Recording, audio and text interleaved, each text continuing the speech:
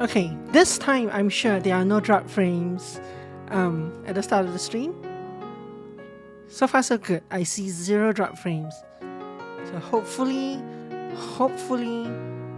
we won't have the same issue today that we did the last 2 days. Hi, how are you doing?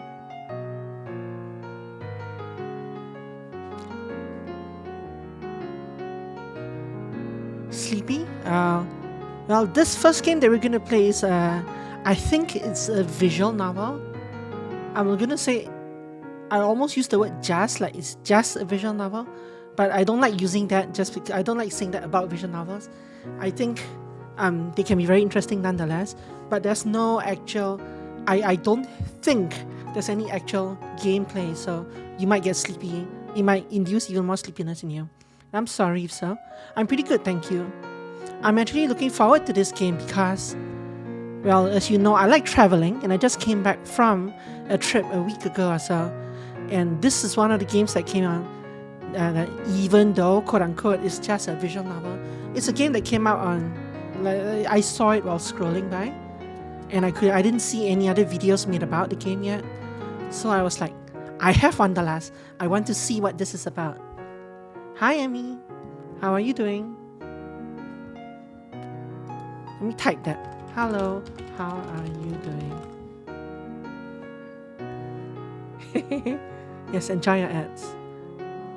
But yeah, this is, I'm not sure exactly how long this game is because there are no other reviews or videos that I saw playing through the game. So it could be half an hour, it could be 10 minutes, it could be an hour, I have no idea. We'll just play this either through to the end or at least the first hour of it and see what they have in store for us. That's good. I'm glad it was a short ad. Welcome back. Okay, let's dive into this. Simply a VN, exactly, yeah. I don't like the way people sometimes look down on VNs, merely a VN. But I meant that in a sense of like, there's probably no gameplay that will kill me here, like some other games that we've played this week. So I'm probably good, thank you. And I'm probably gonna like this game, so let's hop into it. After I go through settings. Sure. I'm actually in window mode right now, but I don't care. Let me maximize this. Did that break the stream? It did break the No, it's fine. Okay. Recording has been stopped after encountering an error. But that's Steam's recording, so I don't care. YouTube's OBS's one is going fine. Okay. New game. Yes, I agree, yeah. What's your name? Does this imply a male protagonist? I know most of the characters are female. Taiki, is that correct? Yes. Oh, this so I can scroll back and forth through the dialogue using my mouse wheel. Shamrock Creations presents, yeah, the flowers. They look so beautiful come spring.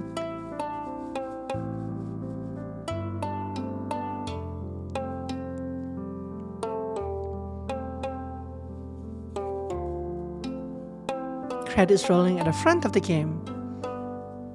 Ooh. I like that they credit all the background art artists.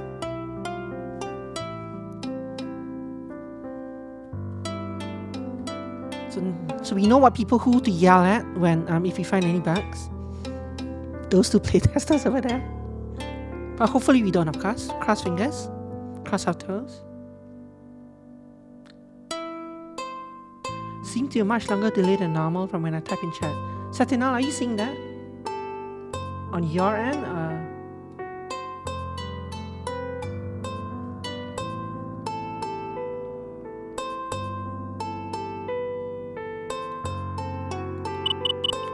Don't you agree, Taigi?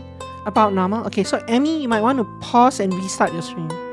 Just pause and start it and hopefully you should catch up. There are so many bright and colorful ones, each with their own unique look. I believe they're going to be one of the things I'll miss the most when it happens. They say when you lose one of your senses, it heightens the others. Yeah, 35 seconds is a bit long, Emmy. You definitely want to pause and restart the stream. Although, I'm happy that I'll still be able to smell the fresh scents of spring. Yeah, let me fix this real quick. Yeah, it sounds like you are behind the actual live stream. Maybe pause and start again. It shouldn't trigger another ad in theory because we use the 3-minute ad things. Okay.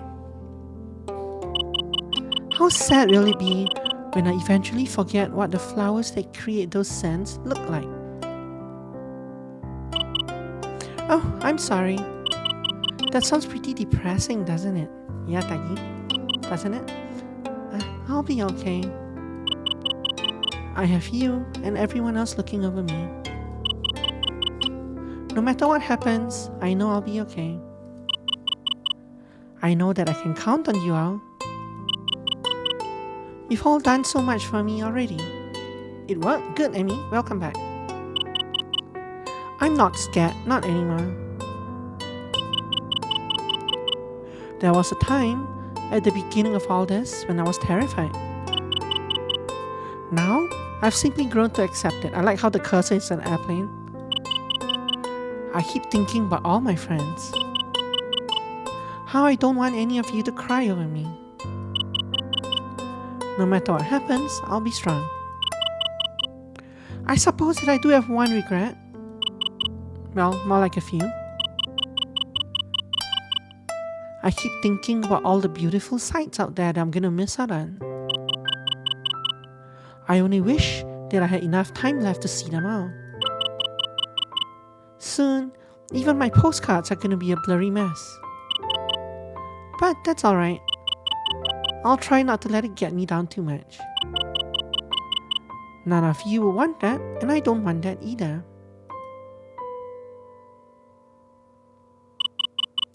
Pick a flower for me, won't you? One that I can put on my windowsill and look at every morning. It'll get harder and harder to see. Eventually, I won't be able to see it at all. But I will always know that it's there. I promise that I'll always try to be happy. Taggy. No matter how bad things start to get. And you of all people should know that I never break my promises, Tildy.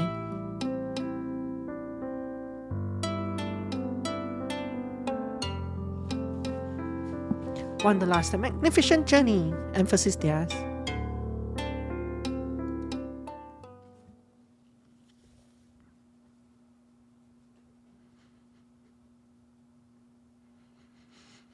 Act 1. Preparations.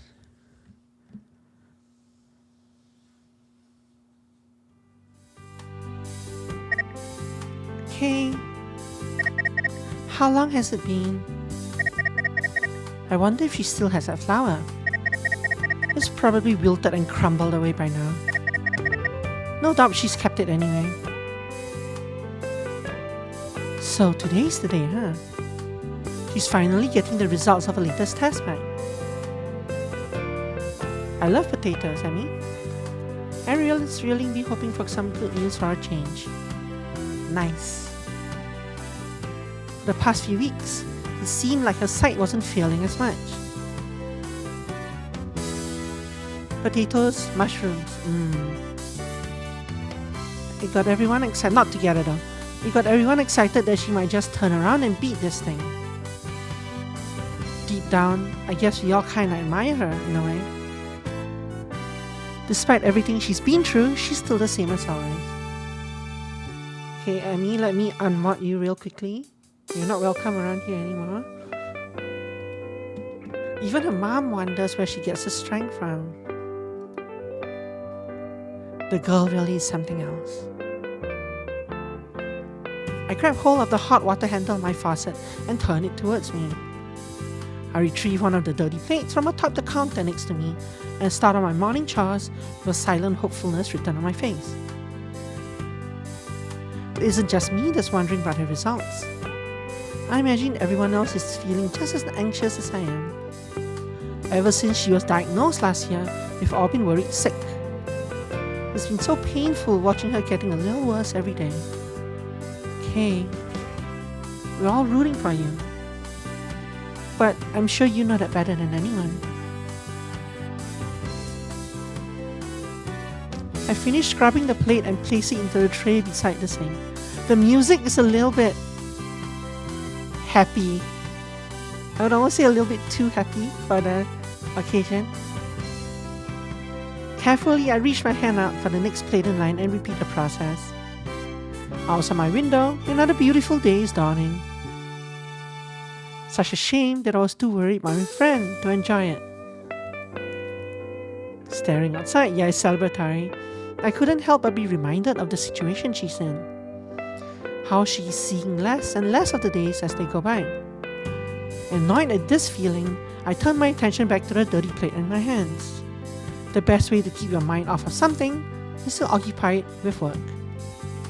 I'll have the whole day to worry about the results. It wouldn't do anyone any good if I got all worked up this early.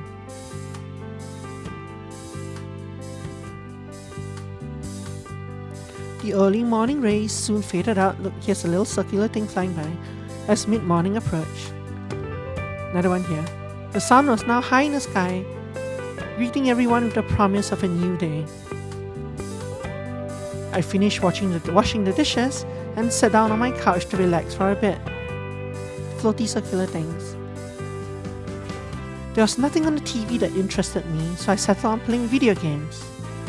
The only thing I brought with me from moving was my vintage cartridge-fed console. Some of these games were just as old as me, if not older. This thing reminds me of just how much I miss being a kid.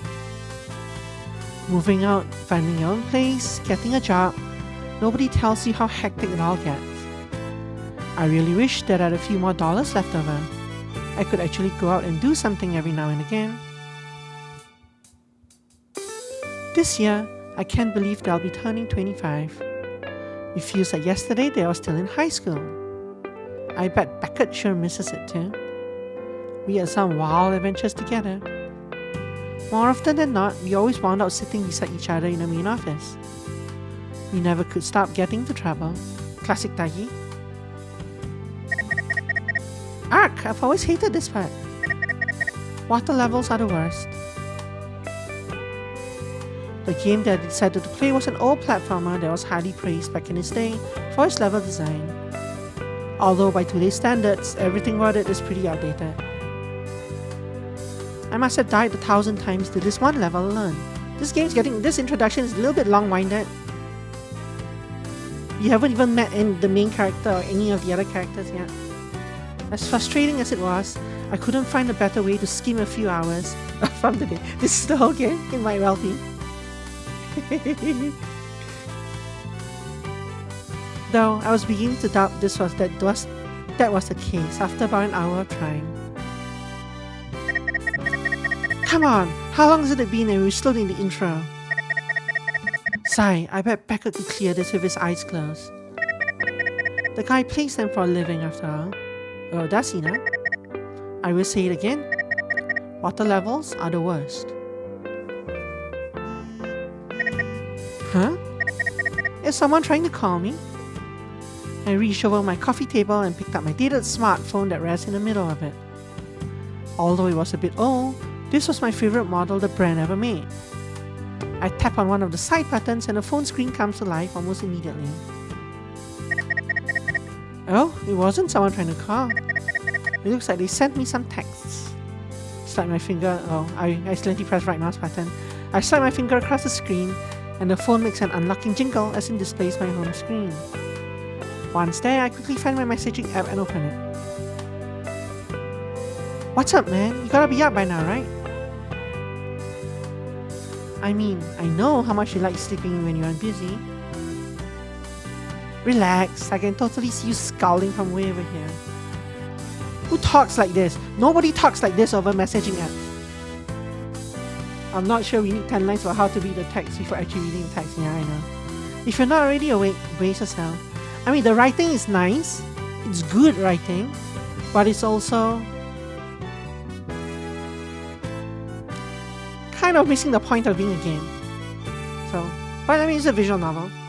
emphasis on the word novel. Loudmouth, Lila and I are on our way to do just that. Paid by the word, yeah, maybe. We were planning on going together to meet Kay this afternoon. You know, to talk about her results. Your place is pretty much next door, so we figured we'd string you along with us. We'll be dropping by in just a few minutes. You better be dressed and ready to go. And again, nobody in the world writes text like this. Lila has already punched me for calling her llama. Nobody in the world. Anyway, we'll be there soon. Sorry for the message spam. Later. Beckett. See, this is like an email, right? It's not. Beckett and Lila on their way here. Honestly, I'm surprised either of them are awake before noon. You have the nerve to talk about me. I gently place a controller back on the coffee table and stand up from the couch. See, we don't need a play-by-play of every single action the player does. I give a large stretch and let out a yawn before relaxing a bit. This stupid game can wait. I need to start hunting for my shoes. I know I kicked them off somewhere around here. Maybe I left them by the doorway. I really need to make a better effort at being organized so I don't constantly lose my stuff. Although something tells me that's not going to change anytime soon. Nope, Tiggy, you're as messy as always. And see, the scene, this is the third time, the scene's faded away and faded back to the exact same scene. Luckily, I found my shoes a few minutes later. Knowing those two could show up at any time, I raced back to my couch and started tying them. I managed to slip one on and get it tied before the distinct sound of knocking starts coming from my door. It looks like they finally arrived. Two muffled yet very familiar voices could now be heard outside my front door. One high-pitched and slightly annoyed, the other deeper and calmer. It was pretty easy to guess who was who. Will you stop punching me? I said I was sorry. That's what you call me behind my back? Loudmouth? What's a joke, Lila? Would you relax? Fine.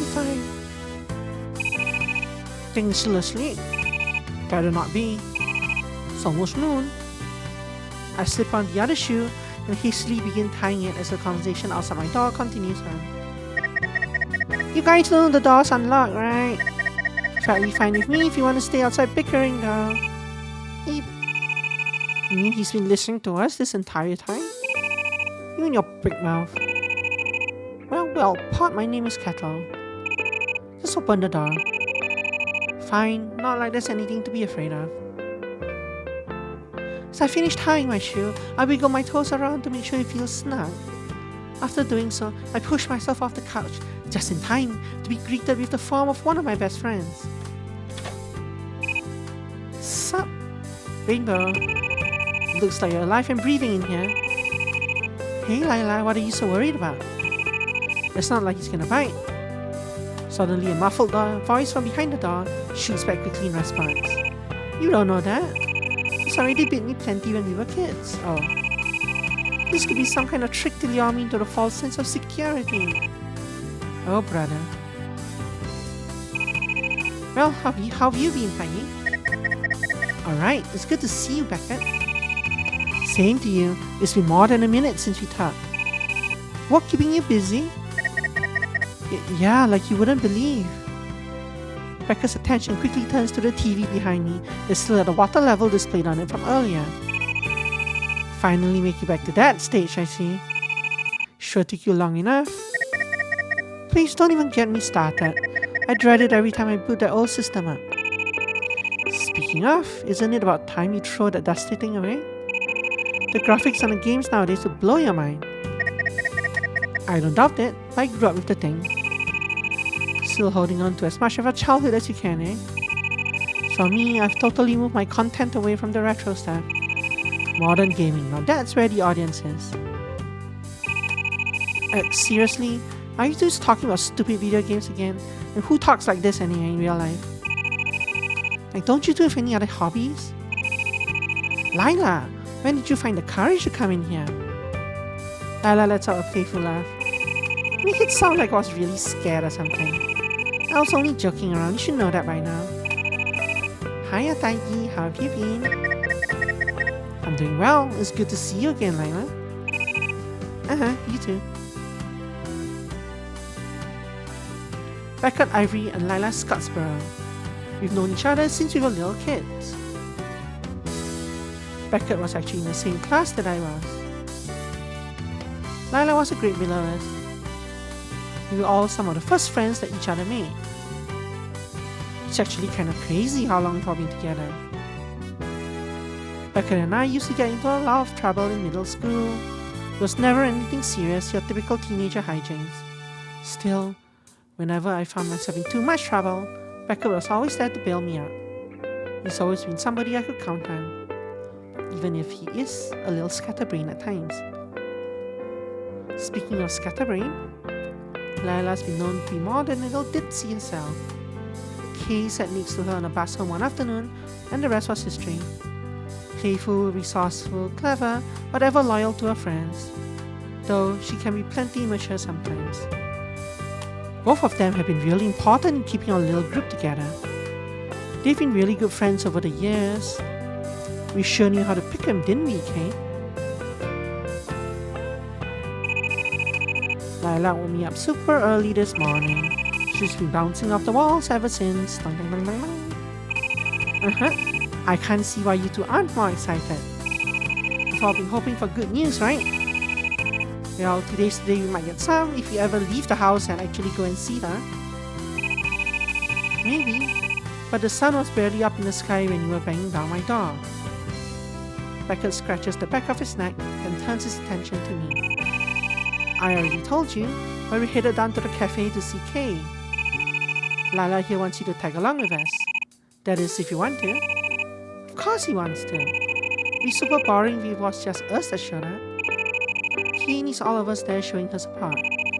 She does have a point. So, you coming with us, Taggy? Was it too much for me to hope that the game will actually give me a dialogue option here to click on? There hasn't been a single one so far, and I don't think there will be one. This is, I think, literally just a click and listen kind of game. Click and read kind of game. You really didn't even need to ask. I've been waiting all morning for you two to show up. I reach out for my coat that I had flung over the back of the couch. I quickly put it on and button it up. See, unnecessary crap. Does Miss Satsuki still have Kay working her ship at a cafe? I'm pretty sure she's happy to still be able to work. Well, Miss Satsuki told me that she's having trouble, but that she tries her best. She doesn't expect her to continue for much longer though. I'm really hoping for some good news today. She really loves working at a cafe. I hate to see her have to quit. But I'm sure everything will work out, if we ever get there. I have to sneeze for one moment. My fingers are all crossed. I believe in her. Couldn't have said it better myself. We all have our fingers crossed on this one. I finish buttoning my coat and give a shrug to make sure it fit properly around my shoulders. Alright, it looks like I'm all set. Sounds good. Let's get out of here. Yes, please. They are getting a lot of mileage out of that, yeah. So this is a classic, like, look, I can write. Look, let me write a million paragraphs about nothing and forget that this is a game entirely. There's no game element to this. We haven't worked together in forever. This will be fun. And I know it's nearly a visual novel, but even visual novels usually have some aspect of a game attached to it. Like, you can't go on so long like this. It's just info dump, right? Hasn't really been all that long since we've been together like this. Time really flies once you graduate, huh? Becca takes a few steps backward, then reaches out and opens the door. If you take a few steps backward, you fall into my chair. Ladies first, as they say. If that's the case, you should be the one going first. Though I think you're more of a baby than anything else. Ouch, that one hurt. Lila laughs as she takes a few steps outside the front door. Well, come on if you're coming. This is like the 5th time you've asked me. Just shut up and move. I've said of coming like 5 times. I'm sure she can't wait to see us. Yeah, I think so too. Oh, actually, that reminds me. Have either of you heard from Elise? Elise? Honestly, I can't even remember the last time we talked. Oh, I have. Layla shoots back into the room with a confident grin on her face. So much for moving on. She said that she was going to be running a little late. She's taking the bus from the next town over. She'll be there. Paul told me to round everyone up and go on ahead. Wait, Elise is coming back to town? Well, I'll be there. Also, those emotion things that come out are they're a little too big, I feel, compared to like the size of the character's head. They should be smaller. Oh. You know what? Since I'm here, let's say. I do occasionally hit like right mouse button on accident. They're enormous, yeah. Looks like I have her to blame for waking me up at a crack of dawn. That girl, she never takes it easy on me. Someone has to keep her in line. Pout. I'd say Elise does a pretty good job of it. I thought you haven't talked in months.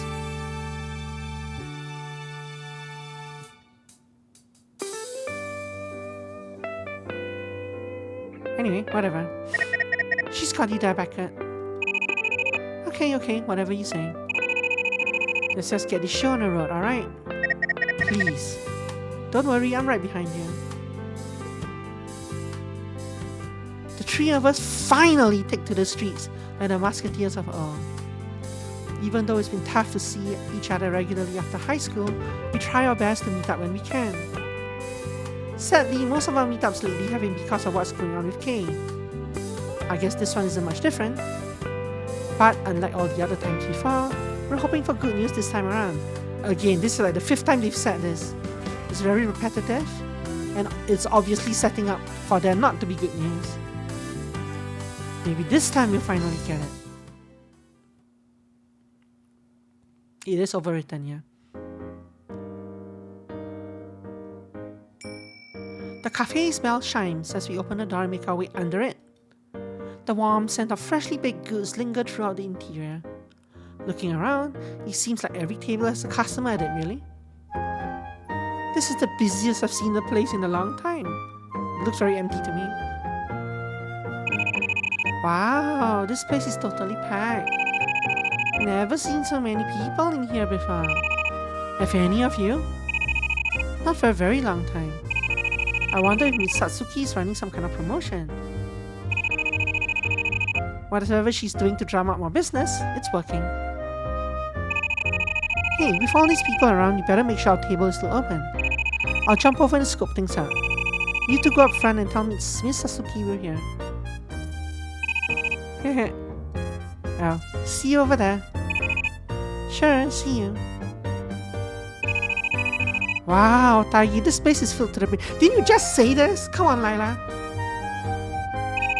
I bet Miss Satsuki is super busy. Maybe we can catch her between orders. Yeah, there's show don't tell, there's tell don't show, and then there's show but tell something else, I guess. She should be at the front counter, right? Let's see if we can find her. Right. Lila and I approach the counter from the side next to the register. There we managed to spot Miss Satsuki, who just finished ringing up a customer's order. That should do it. Thank you so much for visiting the Kirena Cafe. Please have a seat anyway, and I'll have someone bring out your order. The customer gives a polite nod before stepping away from the counter. Relieved at finishing what I assume was a long line a few minutes ago, Miss Satsuki backs away a bit and sighs. Phew, it's been non-stop since early this morning. It's nice to finally catch a little breather. Oh, if it isn't Taigi and Lila. How have you two been? I imagine you can't wait to see my little Kaylin. Yes ma'am, you bet, so can we please make this short? I'm happy to hear that all our friends made it without any trouble. And make sure to keep your table open even through all of this mess. You'll still have a nice place to talk things over. Thank you so much. How is Kay doing, by the way? My little girl's a trooper. I honestly wish I knew where she got the strength. Miss Satsuki, it looks like you have quite a crowd in here today. Is there any particular reason? Yes, I suppose you could say that. Miss Satsuki folds her arms across her chest and stares out across the cafe. We really couldn't have asked for a better community to be part of. The cafe has actually been this busy for a few days now. When word got out about my little girl's illness, people started coming here in droves to support us. I thought we found this out like a year ago, or like some time ago. All to help us pay for Kaylin's medical expenses. It's been an absolute blessing. We're so thankful for everyone that has stopped by. Without all their support, we wouldn't be able to afford the care that she needs. Oh, so this isn't based in Canada, that's for sure. I'm super happy to hear that the cafe is doing so well. No one is as happy as I am, I assure you. Miss Satsuki begins to laugh cheerfully, maniacally. I'm so very thankful for everyone in our lives. I'm even more thankful that my little girl was able to make such great friends. Ah, shucks. Lila rubs the back of her neck as her face grows an increasing shade of red. Did you two come in here alone? Are Elise and Becca not with you? It's a little odd not seeing you all together. Nah, Becca is around here somewhere. He came in with us. Elise is gonna be here soon, although probably a little later. I see. Well, as I said, I made sure to keep your table open for you. We owe you for that. I don't imagine that was easy with all of those people in here. It's the least I could do for how much you've all been taking care of my Kaylin. It's no trouble, believe me. If anything, I'm the one that owes Kay. I'm sure my Kaylin will be overjoyed to have all of her friends back together again. Speaking of Kay, can we go now? Where exactly is she? I didn't see her when we came in. As small as she is, it's probably not a surprise that she got lost in the crowd. My busy little worker bee is hard at work, seeing to as many tables as she can. I'm surprised you still have her waiting tables. She wouldn't stand for me reassigning her to the kitchen. She's probably back at the first screen. I tried, but she insisted that she wants to be where the people are. Are you sure that's a good idea? You sound like my husband. But Kaylin refuses to hear it. She's as stubborn as she is tough.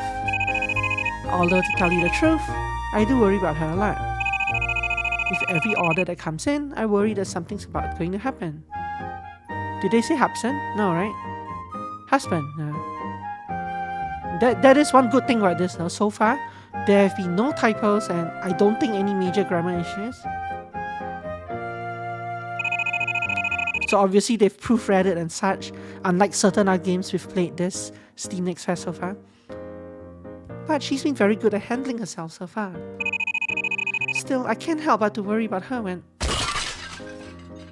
Right. Suddenly a loud crash echoes throughout the entire cafe. Yeah, because there's so many words, yeah. So that part is good. Like they've obviously proofread it. Like this is a story that's ready to go, right? Causes just about everyone inside to jump, and Miss Satsuki sighs and looks down at her feet. Oh dear. Looks like she's had another accident. That sure didn't sound good. No, it certainly did not. Suppose that I should go and make sure she's alright. I can do that for you. You seem to have your hands full up here. That will be a big help, thank you. Be sure to let us know that the shift ended a few minutes ago. I'll do that. Actual novel? Okay. Hope she's doing alright. I'm sure she's fine, Lila. I mean, with actual novels, you can't actually have pictures like this. Well, I guess you can in a graphical... generally you can, so... I get why they want to mix the two. But then it's much more a visual novel and much less of a game. You can't help but to worry about her, you know? Anyway, you go and help her out. Meet us back at the usual spot when you have her with you. Make sure to bring her back to us in one piece, okay? Like a lot of unnecessary lines to fatten the text, yeah. I'll try. You better do a lot more than that. That crash sounded like it came from further back in the cafe. They are typoing cafe though. They don't have the accent over the word cafe, over the E in cafe. I should go back there and make sure she hasn't hurt herself.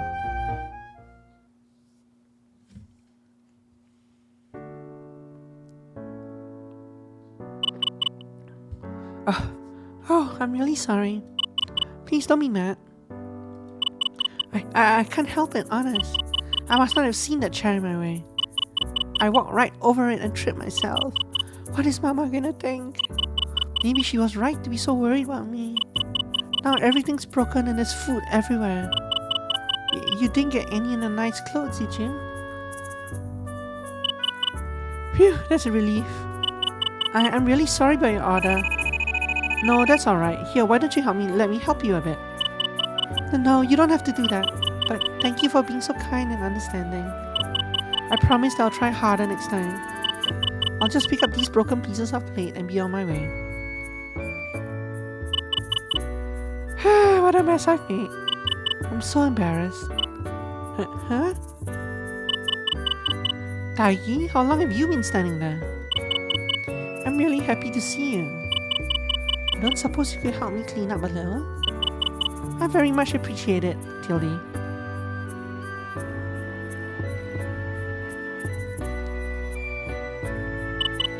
Thank you so much, Taigi. You really saved me back there. Kay begins patting down her apron to dust it off. It's going to take a lot of work to get these stains up. I hope Mama isn't going to be too upset. My sweet Kaylin, what happened? Are you okay? You're not hurt, are you? No, ma'am, I'm right as rain. Taigi even helped me clean up the mess. Well, isn't he a sweetheart? Thank you so much for looking out for Kaylin. I wouldn't know where we'd be if it wasn't for our friends helping out around here. That's a mean thing to say. You don't really have to thank me. Friends are supposed to take care of each other. I'm sorry that I messed up again. Things are getting even harder for me to see. I hate to think that I've been troubling you or the cafe. Oh, you hush that right now. Don't you dare put yourself down so much. You can't exactly help it, dear. Our friends are all here to support you. Why don't you go ahead and clock up? I'm sure they want to meet with you as soon as possible. Understood. Taigi, thank you again for your help. I can tell that you being here has really helped brighten my little girl's mood. She really does know how to pick her friends, said Satsuki for the third time. I can finish cleaning up here by myself. Why don't you go ahead and spend some time with Kaylin and the rest of her group? I'm sure you can't wait to talk about the results of our last test. Oh, brother, don't you know it? We've been waiting for 40 minutes now. Bye for now. I don't know what there is to talk about if I'm honest. Are you serious? We're all hoping for good news, but we've only got the exact opposite before. Regardless, even if she's getting worse, she needs to know that we'll be there for her. Maybe if she knows that, all of this will be a little easy on her. Taigi? It looked like you were thinking about something really hard. Is everything alright?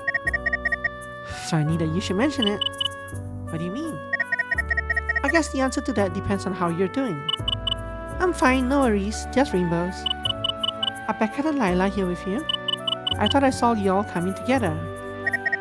Yeah, almost the whole gang is here, waiting to hear about your test results. Right. Oh, so bad news, obviously. Well, I guess we shouldn't keep them waiting any longer. Why don't we go and say hi? Sure thing, Kay. That's exactly what we'll do. Who talks like this? So stilted.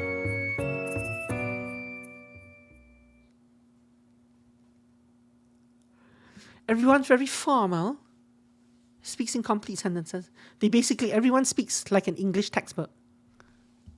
Kay and I walked back to our table that was nestled in one of the corners of the cafe. It's been our own personal spot since the family opened a cafe when they first moved here. Although Kay and Miss Satsuki were born here, her grandmother is from some unknown place in Japan. Miss Satsuki doesn't talk about it very much. I'm not really sure that Kay knows a whole lot about her grandmother. And the volume actually stopped. The music actually stopped, eh? Did I accidentally shut off the sound or something? I don't think so, right? Nope, this, son. All I know is that the cafe is named after her. The cafe was named Kirena Cafe. Oh, the is named after the grandmother, not named after Kay. Miss Satsuki was originally from 2 towns down, but moved here when the original owners of the cafe put it up for sale. Kay was 4 years old at the time.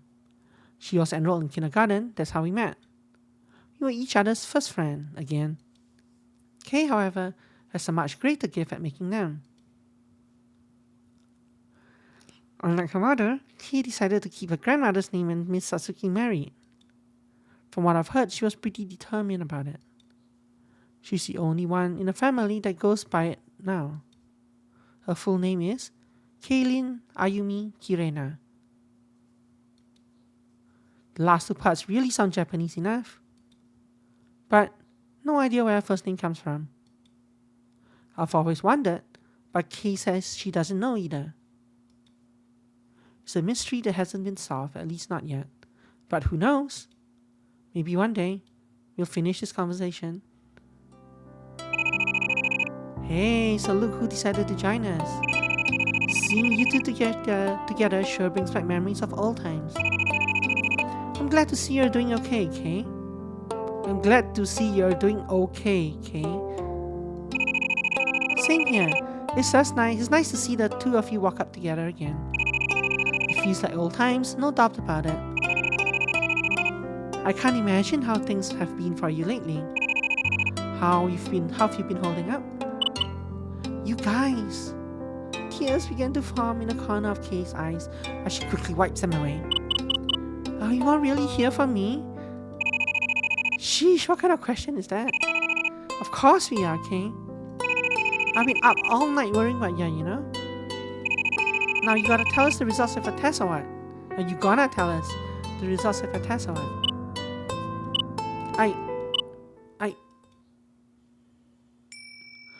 Before Kay can answer Lila's question, the bell above the door chimes in, cutting off a train of thought. Oh, thank goodness. Oh dear. Hope I'm not too late. We all turn towards the door in unison, and our eyes quickly light up at the sight of the person passing underneath the cafe bell. Well, I'll be damned. Looks like she made it after all. Well, look who has a fancy theme song. For a second there, I didn't think I'd make it in time. I haven't been here in so long that I almost forgot which way to go. Good to know that I still know my way around even after all this time. This place, it brings back so many memories. I can't help but to be filled with nostalgia. It's been too long. I don't remember there ever being such a large crowd before though. Yo, Elise! Lila wastes no time sticking her arm straight up and waving over our lost friend. Long time no see, how you been? Ah, there you all are. I've missed you guys. Elise! Kay quickly takes off from her seat and tackles Elise in a warm embrace. The usually reserved girl couldn't help but to wrap her arms around her and smile. Ah, thank you so much for the warm welcome feeling. I'm so happy to see you again. How are you doing, Red? Against my better judgment, it's good to see you again, Beckett. Elise gives Beckett an annoyed look before focusing back on Kay, who was still wrapped tightly in her arm. Hold on, let me get a good look at you. Elise gently pulls Kay away a little so she can better see her friend face to face. Look at you, as cheerful as ever. I heard about your test results from your mom over the phone. Despite what they were, you still seem to be in such high spirits. Such a strong person. Probably the strongest that I know. Wait, hold on the phones. Elise, you already know the results of Kay's test? Kay was actually about to tell us when you walked in. Was she? Spoiler. What's with that reaction? Elise brushes off the question and coughs inside her hand. Is my seat still available? You mean the one by the window? So here's a typo. Is my seat still available? First typo we've seen. I had to double pick for that one. I had to go back and scroll because it looked like there was something wrong, but it went by so quickly. Yep, it's just like you left it. Lovely, Tildy. I think we have much to discuss. Oh. It seems that I didn't even notice you standing there, Taiji. I hope you've been well. No complaints. I'm delighted to hear that. Lila reaches out and takes Elisa's hand and starts leading her back to our table. Were we already at the table? We haven't seen you in what faces feels like forever. You have to tell us all about what you've been up to. Wait a moment. Elise Chambers. Usually the reserved, mostly silent kind of person. Smart, sophisticated, and has always been the most mature of all of us. Kay and I met her a long time ago, back when we were still in elementary school. Back then, she had just moved to town. When we first met her, she didn't have a friend in the world. She could barely say a single word when Kay and I first walked up to her. But that's a story for another time, thank goodness. Even though she was the last of our friend group, she quickly became the group mom. With a more serious personality, she was a great fit at keeping us mostly out of trouble. Although, her attempts at that didn't always work. She moved far away across the country last year, and we haven't seen her much lately. Seeing her back in the old stomping grounds really put everyone in high spirits. I can only hope seeing her again does wonders for Kay too.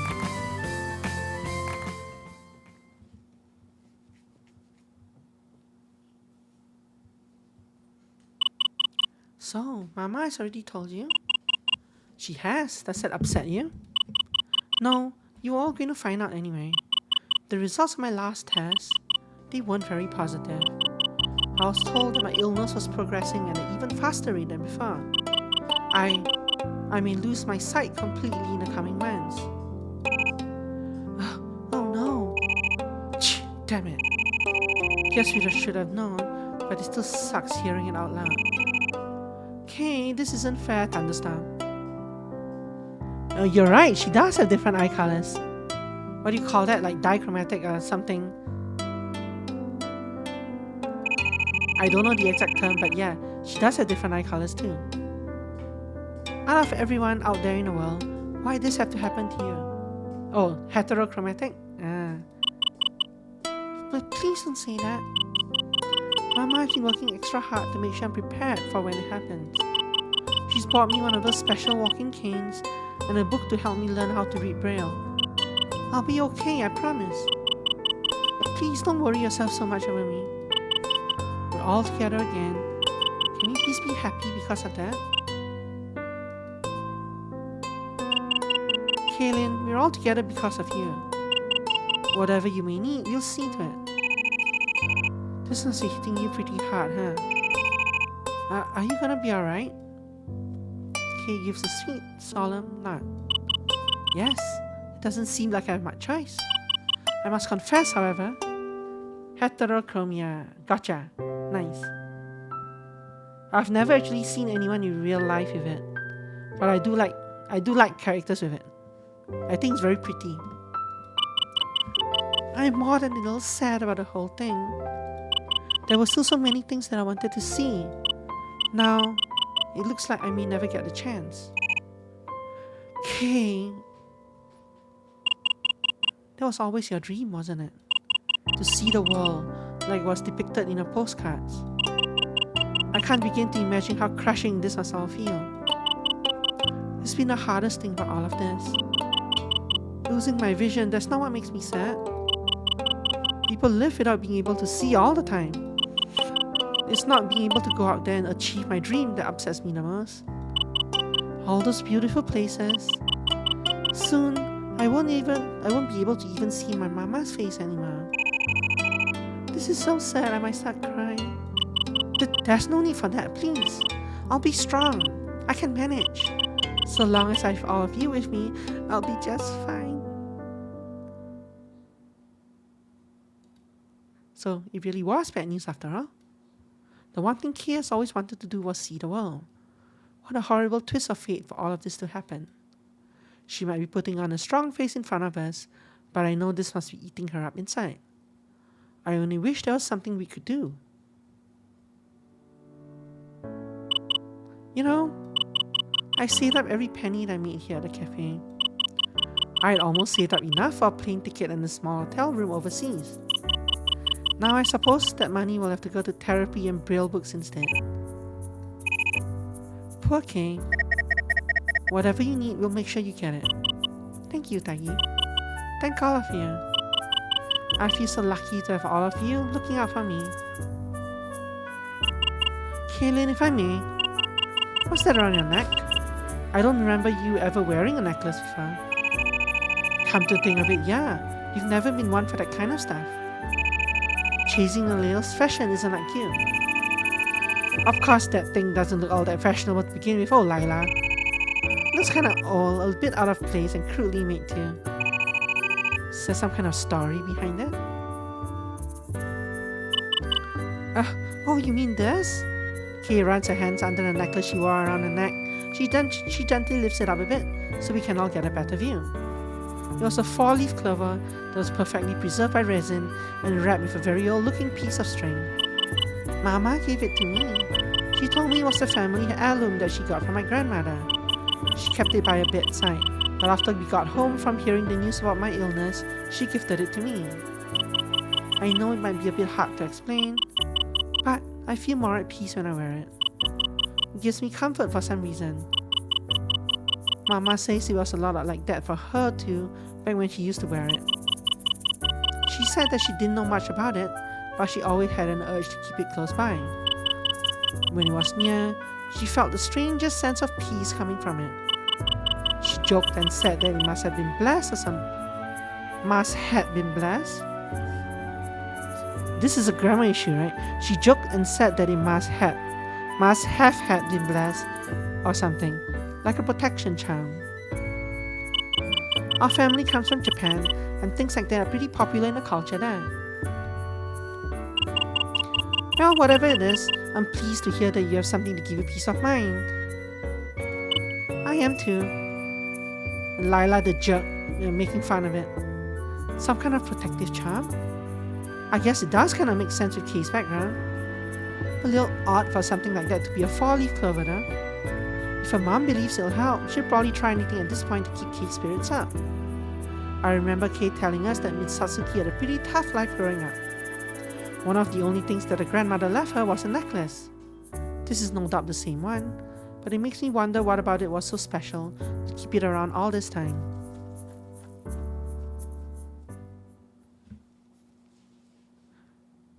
Yes, I was just gonna say this. So Beckett has not said a single word, and neither have I. It's just the 3 girls talking. Throughout our conversation, Beckett remained uncharacteristically silent. He sat in his chair with his arms crossed, an angry expression over his face. Apparently, I wasn't the only one to notice his behavior either. American spelling, very bad. Hey, what are you doing moping in the corner over there? Shouldn't you be showing some kind of support like the rest of us? She needs to know that you're with her too. It's just not fair. None of this should be happening. Damn it. We spend the whole day hoping for some good news. Instead, we get the worst yet. How is any of this justice? How is any of this fair?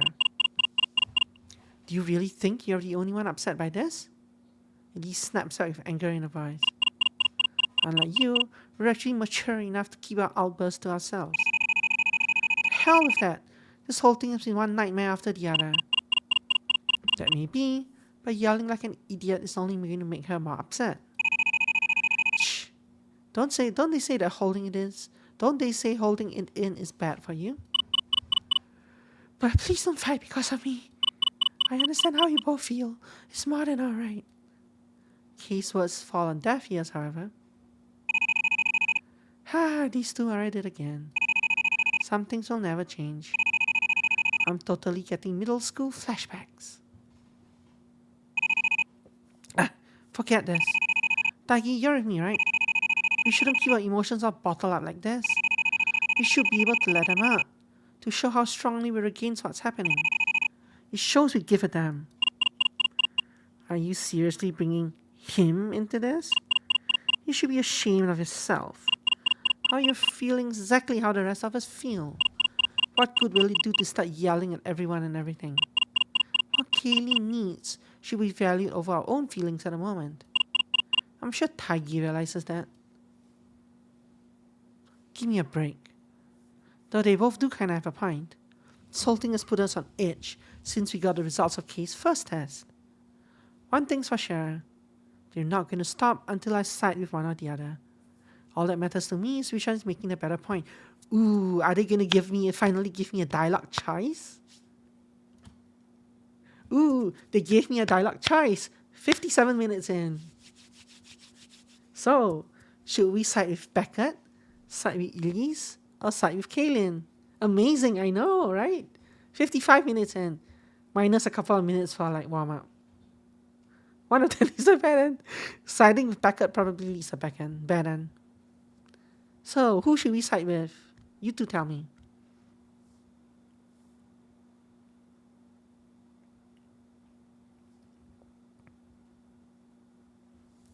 And side with Kaylin? That's a safe choice, I think. Yeah, I know. Yeah, that's right. Yeah, they said two, but I mean, it's three. One or the other, but yeah. Which of the three should we side with? Go with Kaylin? Okay.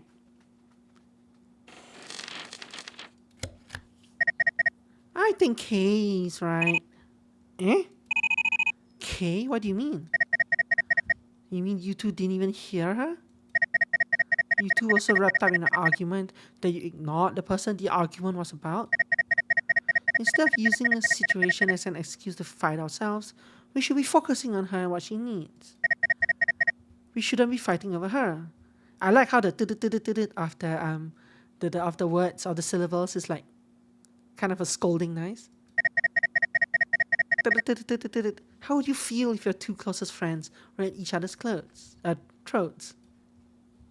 Beckett and Elise turned to each other, then quickly turned away in regret for their actions. Taigi, is right. I feel so ashamed of myself. Beckett, yeah, you said it. And they all have a different tone, but Taigi's tone is we should be dealing with this as a team. I'm sorry, Kay. Yes, I am as well. Kay gently tucks at my shirt and smiles up toward me, relieved. It seems this was her own cute little way of telling me thanks. Well, it doesn't really matter who's right in the end. So this line obviously is where whichever option you pick, probably it probably comes back here in the end, right? It probably merges back here in the end. Well, it doesn't really matter who's right in the end. This thing's happening no matter how we feel. But I'm glad that they finally gave us a dialogue choice. Beckett stands up from his seat and slides himself away from the table. All of this has got me doing some thinking. I'm gonna need a little time to myself. He makes his way beside Kay and softly touches one of her shoulders. Stay strong for us, okay? Don't let this news get you down too much. We'll find a way to overcome it. You've got my word on that. Beckett removes his hand and places it deep within one of his jacket pockets. I'm heading out. Hopefully next time I see you guys, I'll have some good news on my own to share. See you around.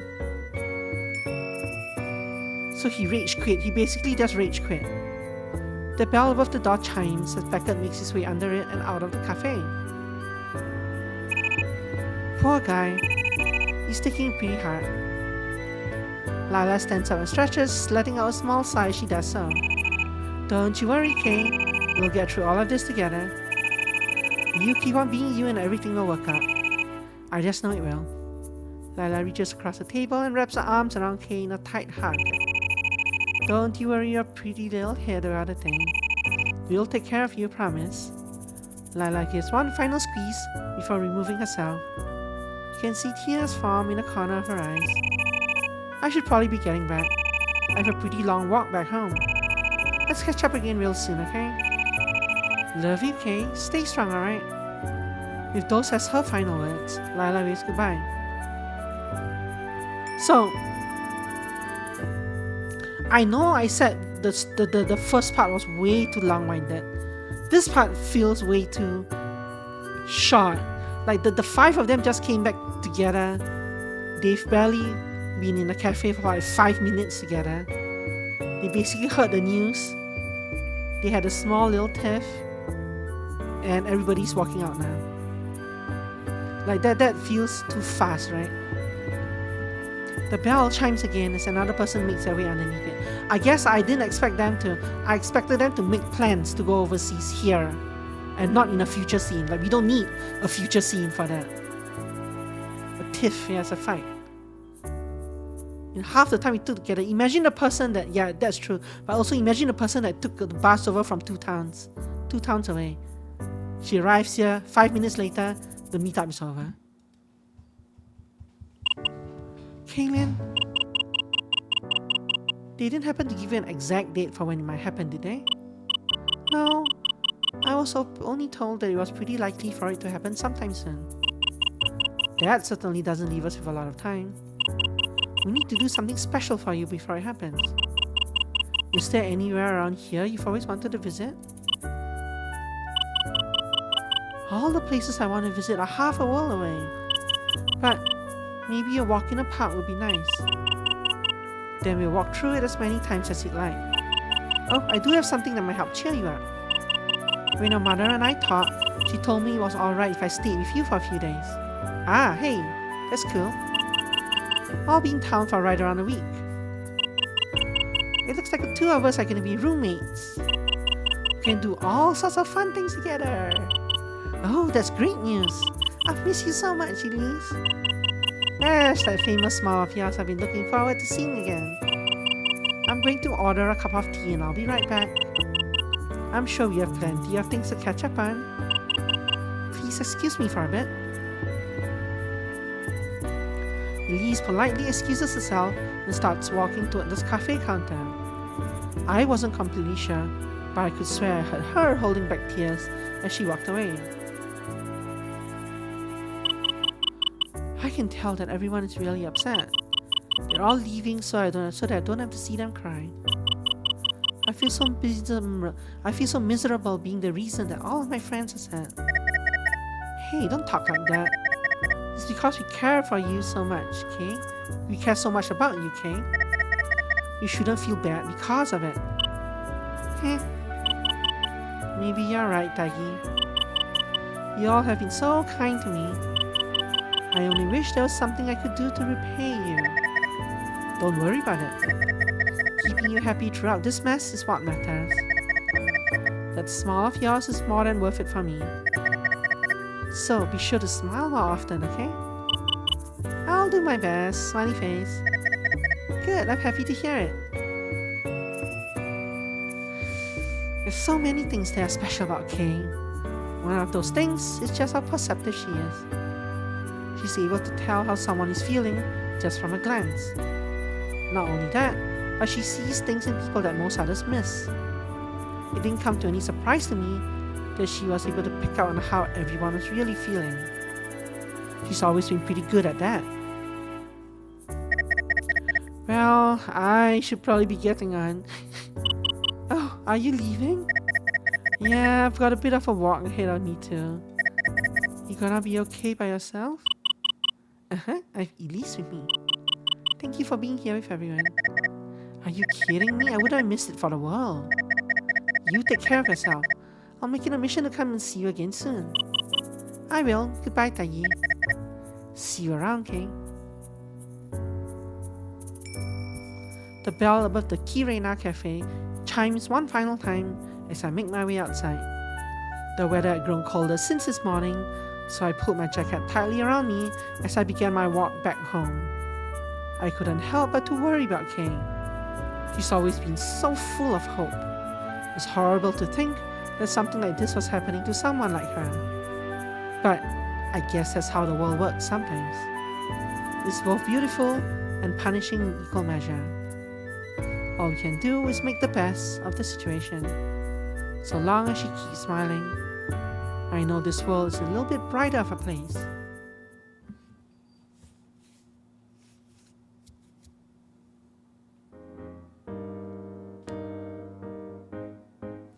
When I woke woke up the next morning, I was greeted by a surprise text message from Elise. She told me that she wanted to stop by and talk to me about yesterday. Knowing how much she enjoys tea, I tried to brew some before she arrives. It's been a few months since the last time I saw her, but the one thing I'm sure hasn't changed is her love for tea. Yep, this looks just about perfect. I speak out loud as I lean over my stove and get a good whiff of the boiling pot I have on top of it. I'm sure Elise is gonna love this. I take the pot with one hand and a couple of teacups with the other. I empty the freshly made tea into the cups, one after the other. One thing you can say about Elise is that she isn't all that hard to make happy. So long as she has a cup of tea in her hands, she's always content. When did she say she was gonna come by? My internal question is answered back almost immediately by the ringing of my doorbell. Ah, that's gotta be her. She's the only one that uses the bell instead of just knocking. And also the music is very cheery again. Maybe she feels like there's a more dignified way to announce her presence. It sure doesn't fit Elise to yell through the door like some people I know. No, she'd actually prefer to use the door properly. Lots of unnecessary text again. I make my way to the door and unlock it. Once that was done, I better my posture and grab the knob. See, really? You needed this line and this line to answer the door? And this third line you need 3 lines to answer the door. I open it as sophisticatedly as I can. And also this is probably... No, this is all present tense. That's fine. It's just, come on. Elise greets me with a friendly wave as she steps inside. After we were both clear of the door, I gently bring it to a close behind her. Hello, Taigi, how are you? I'm well. That's good to hear. Please have a seat at the counter. Let's finish making a fresh cup of tea for you. Really? You didn't have to do that, Taigi. Thank you, though. I'll never forget about how much you love tea. It seems my weaknesses shine right through. Elise graciously walks to the counter and sits down on a stool in front of one of the teacups. She calmly picks it up and brings it to her lips. The tea you make is always so delicious, Taigi. You really must give me the recipe sometime. Oh, but that's a trade secret of mine. Besides, would you come over at all if you knew how to make it yourself? Point taken. Honestly, I don't do anything different than what's written on the package. But it's not like I'm going to tell her that. Elise calmly takes another sip of tea before continuing the conversation. I must say, it is nice that at least one of my male friends knows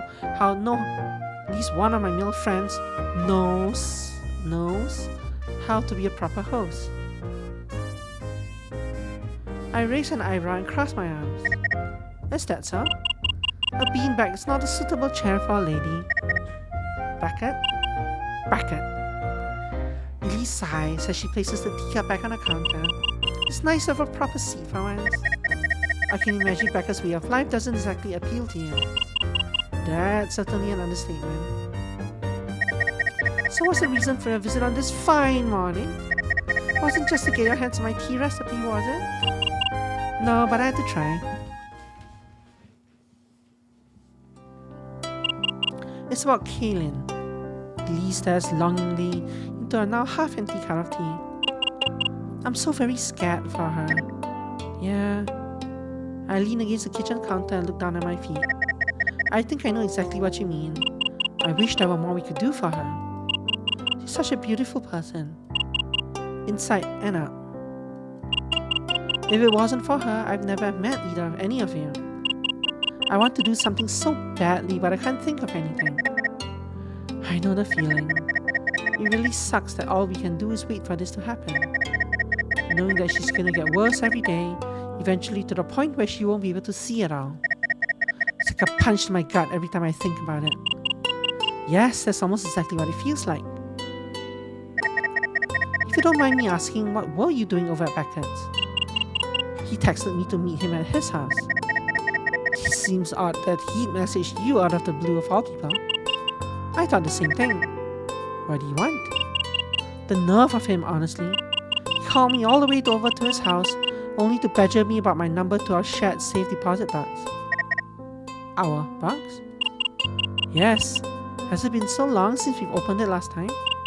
I'd forgive you for forgot about it entirely. I can't remember, honestly. We opened it together after our graduation trip. 5 people, each with their own number. All the numbers together unlocked the box. We even shared the box with Lila, despite her being a year younger than everyone else. Why would Beckett want to get into something like that? Elise, do you remember exactly what's inside that box? Yes, I believe so. Inside the box are our passports we used for our graduation trip. Alongside money we all pooled together in case one of us had an emergency. I believe that I donated around $300 to the fund. I kinda also remember putting some money in.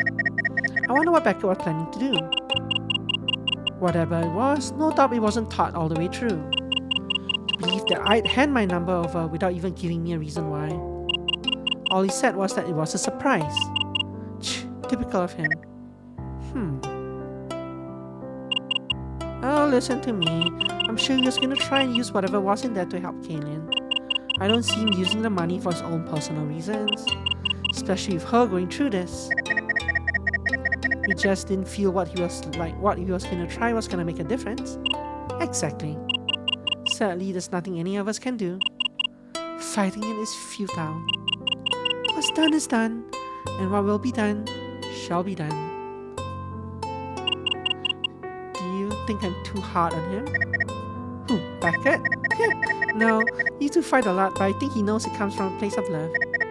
I can't imagine him putting up with a constant berating otherwise. That's a relief, Tildy. Elise takes another sip of her tea. Maybe it's because I look at him more as an annoying younger brother. A younger bother, huh? This is an Emmy kind of answer. Maybe it's because I look at him more as an annoying younger brother. A younger bother, huh?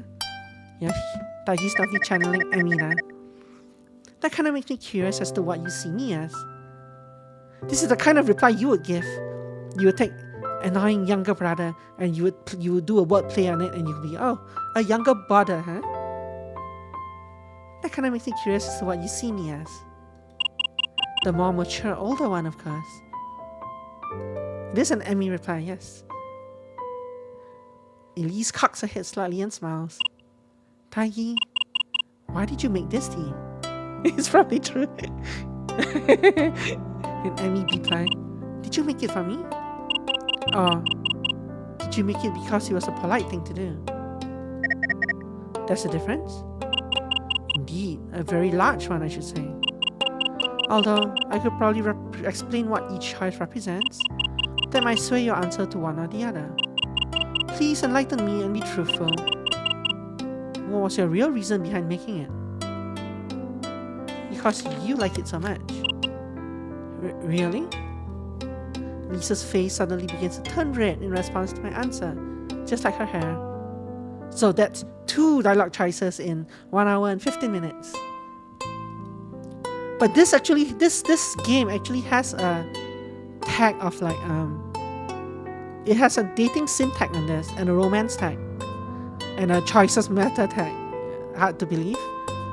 So this I think there's actually a romance route for each of the characters. Her usually reserved personality, although weren't Lila and Bennett not staying together? How does that work? Anyway, her usually reserved personality turns shaky as she grips her cup harder. Elise is nothing if not easily flustered. I see. That's really sweet of you. Now that I've answered your question, mind telling me what the difference was? Yes, I should probably explain. Making the tea for me specifically implies that not everyone is deserving of it. That is something you do only for me. That hundreds of people come here, but only I would have a teacup in my hands. It means that the tea you make has a much more personal touch to it. That you look at me differently than everyone else. That ever so slightly, I am somewhat special to you. You got all that from such a short answer? So it would seem. Well, you are special. How so? We've been friends since forever. I wouldn't make it for just anyone that came through. Emmy. We share a lot of history and I enjoy our talks. I'm delighted to hear that, Taggy, Rainbow. I'm so happy that I met Kaylin and you all. I hold everyone so dear to my heart. When one of us is hurting, I hurt too. Yeah, I know exactly what you mean.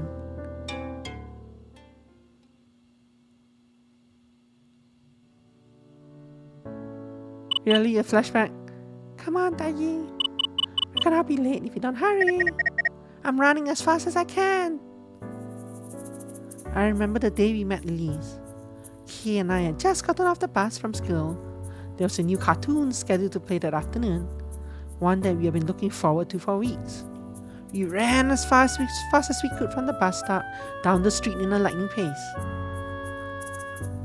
In a lightning pace? Shouldn't this be at a lightning pace? Maybe it's in. No, maybe it's things at. Whatever. Kay's house was closest, so we agreed to watch it there. We sped through those streets so fast that we must have broken the speed limit. But we never made it in time to catch the show. Huh? The third screen is always the memory screen. On the way there, Kay noticed a particular girl out front of one of the houses in our neighborhood. She was all by herself, lonely. Her arms were wrapped tightly around her knees where she sat. Upon noticing her, Kay came to a blinding halt. Hey! Due to Kay's sudden stop, I was able to catch up to her. I almost ran right over you. Jeez, Kay, why you stop? Huh? I turned my attention to where Kay was looking and gave my thoughts. She must have just moved here. I've never seen her around before, have you? Anyway, we better hurry. We don't want to miss out on the premiere. Kay seemingly ignored me, however, and started making her way closer to the girl on the steps. Hey, where are you going? I called after her as I followed along. When Kay was directly in front of the steps, she gently bent down and smiled. Hi, my name is Kaylin Kirena, though my friends just call me Kay. You must have just moved here, right? It means that we're neighbors. American spelling. All good neighbors, American spelling, must know each other's names, right? What's yours? At first, the girl didn't answer. Instead, she responded by burying her head deeper in between her knees. Do you put a dash for in between? I don't, but maybe you're supposed to. I came up behind Kay a moment later and placed one of my hands on her shoulder. Come on, we've been looking forward to this for weeks. Let's go already. Kay looked at my hand on her shoulder, then back at the lonely girl sitting in front of her. Completely ignoring my request, she continued to speak to her. I know that it's probably being really scary being in a new place, but everyone here is really nice, promise. Won't you please tell me your name? I promise that we won't do anything to upset you.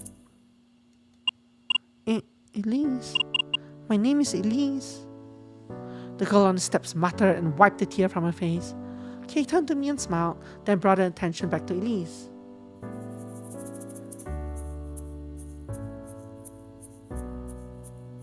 No, I mean, I put a space between the two. I don't just squish the two words together. So it looks like both, so it looks like the dash version and the no dash version are both fine, right? Space or dash is fine, yeah, okay. Kay turned to me and smiled, then brought attention back to Elise. Elise? That's a very pretty name. Elise reminds me of her. Never mind, I'm not gonna say. What are you all doing by yourself, Elise? Things betwixt. I don't have any friends. My mom went to the store and left me completely alone. I don't know anyone. I don't know anyone and I'm scared. Oh, that's okay. Oh, that's okay. Kay took a few steps forward, then sat down beside Elise on the steps. You know who I am?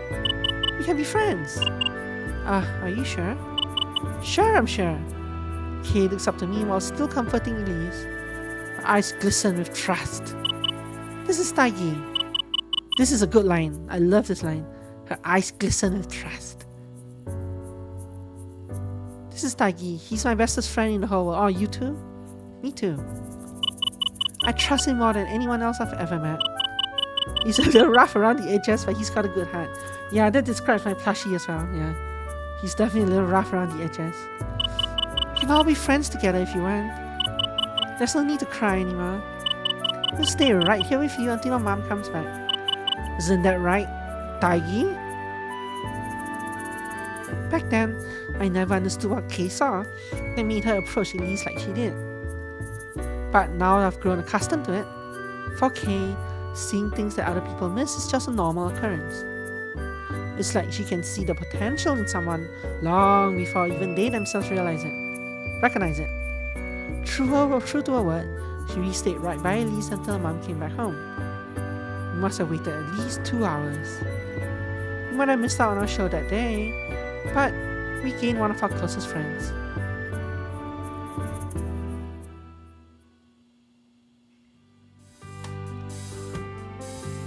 Really long-winded story, and then now we're back here.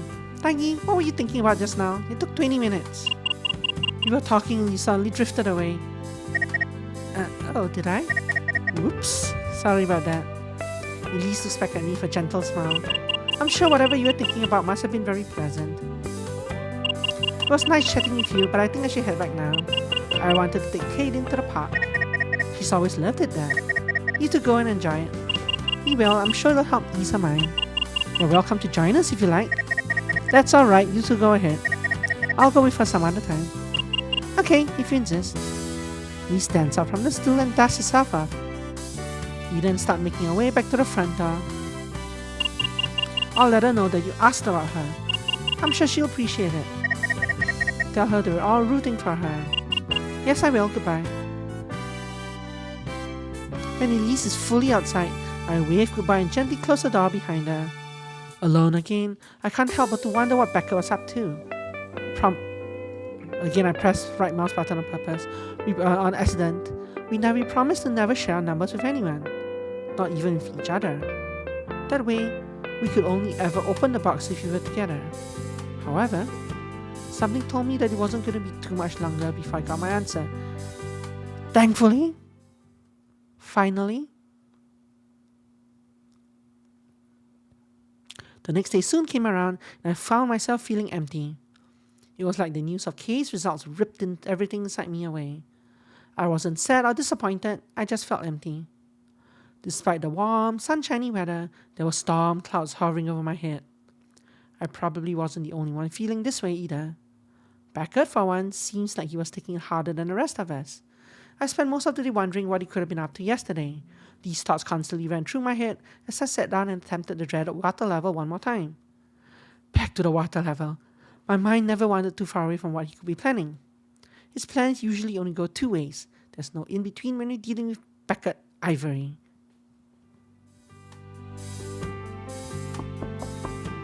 Knock, knock, knock. Suddenly, above the noise of my frustration with the TV screen, knocking arose from my door. Hey, Taigi, are you awake? Don't suppose you let it go in? Sorry for dropping by unannounced. I recognize that muffled voice anyway. Sure thing, Lila, the door's unlocked. I put the game on pause and take my now empty coffee cup into the kitchen. When Lila steps in, I greet her from the counter. Is everything okay? You look a little worried. You can tell that easily, huh?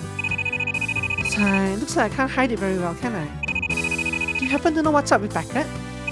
He called me out of the blue last night. About our shared bank box, right? Hang on, how did you know?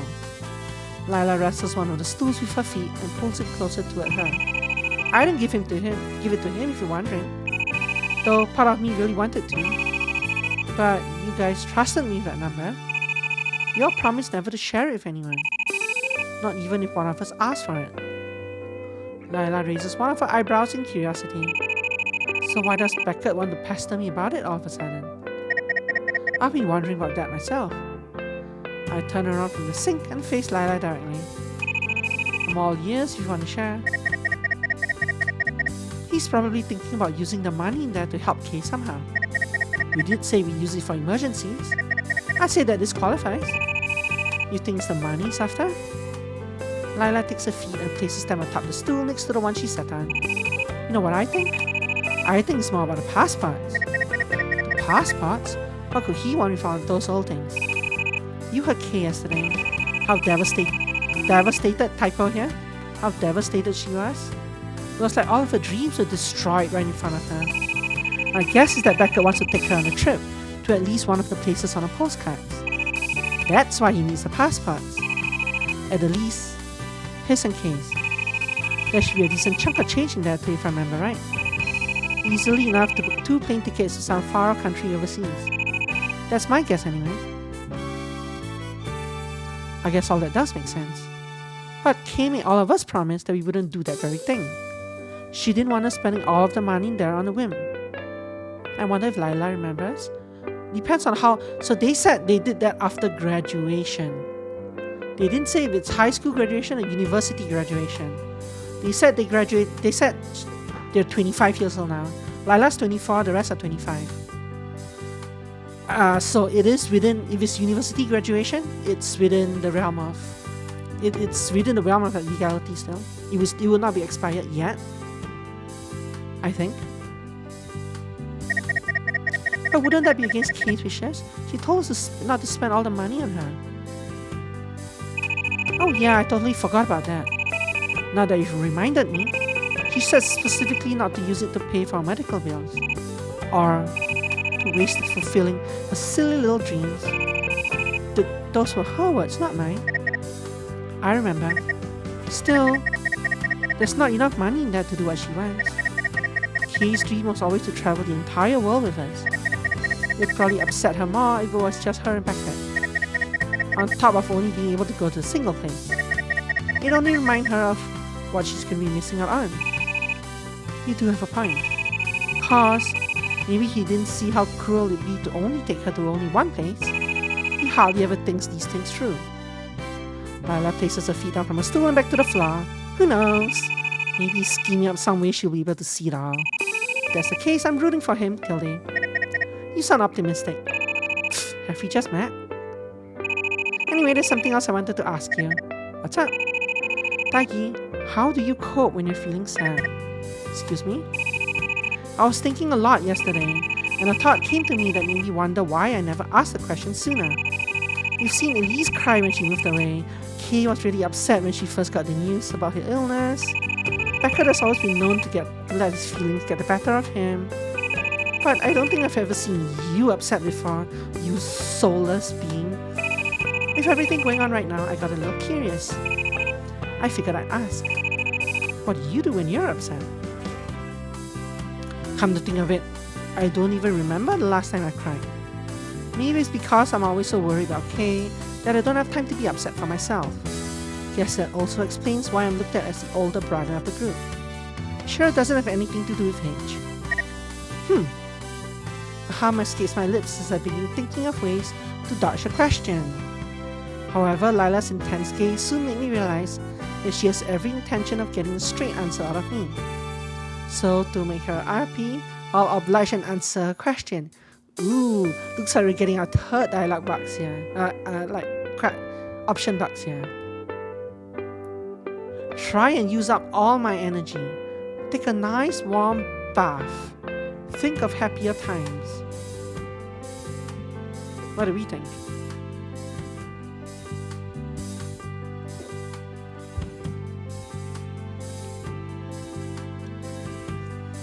See, Taigi as the plushie would never take a nice warm bath. So that option is out. Think of happier times? Sounds good. Lila closes her eyes and silently nods at my response. Yep, I can totally see that helping to deal with stress. It's always good to remind yourself that the bad times won't last forever. That there were good times before, and there'll be good times after. This should be there'll be good times after. That kinda reminds me of Kay's outlook on life. She's always looking on the bright side of things. I guess that explains a lot, actually. What do you mean? Baths are becoming a common trope. What other game have you seen baths in? I guess blue refraction ray. Blue refraction. Lila leans across the counter and gives me a light punch in the arm. Yeah, we also saw a heterochromatic character there. Where you get it from?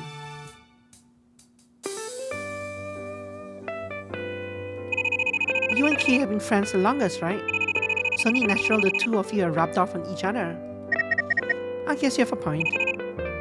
As for me, I like running around a lot when I'm upset. You can't hold on to bad energy if you have none left in the first place. Then I settled in for a long nap. It's like your pillow sucks all that negativity right out of you. You should try it sometime.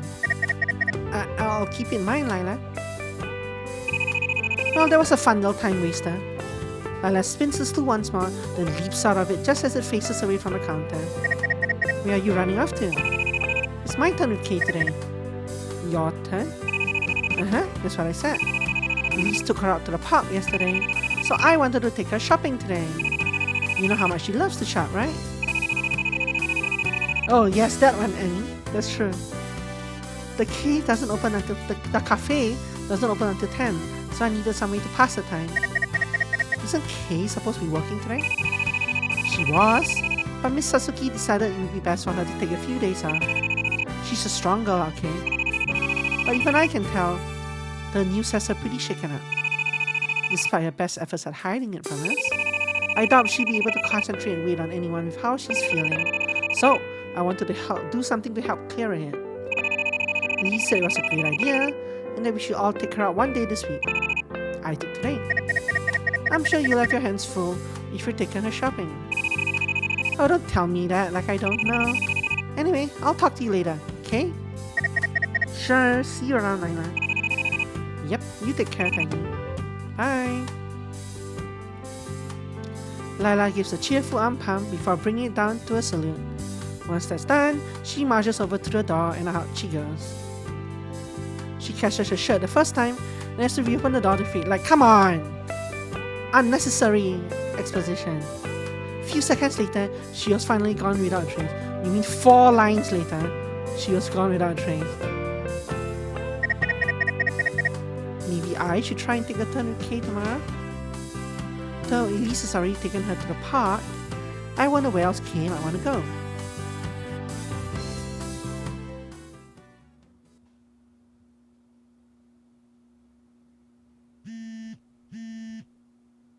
Hey, I'm on the way over to your place. I'll be there in like 5 minutes. I have something super important to talk to you about. It's going to be good, promise. See you in a few. Beckett. I was going to stop here, but let's see what he talks about. I do kind of want to find out his plan, either way. So it looks like it's my turn to be led in on this little scheme of his. No doubt he already has his sales pitch ready.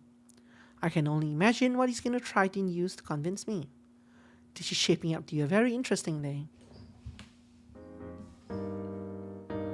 Sure enough, it wasn't long after I got his text messages that he was at my door. At first, I thought it'd be funny to let him stand outside for a bit. Okay, so 1 line. But he wouldn't stop trying to knock it down. 2 lines. I opened it and let him in, but he completely ignored me on his way to a kitchen counter. 3 lines. Once he found himself a stool, he beckoned me over with a wave of his hand. I guess technically 4 lines. He's at the door. 4 lines before he actually walked in. Annoyed, I roll my eyes and made my way to the other side of the house. So, you gonna tell me what this is about?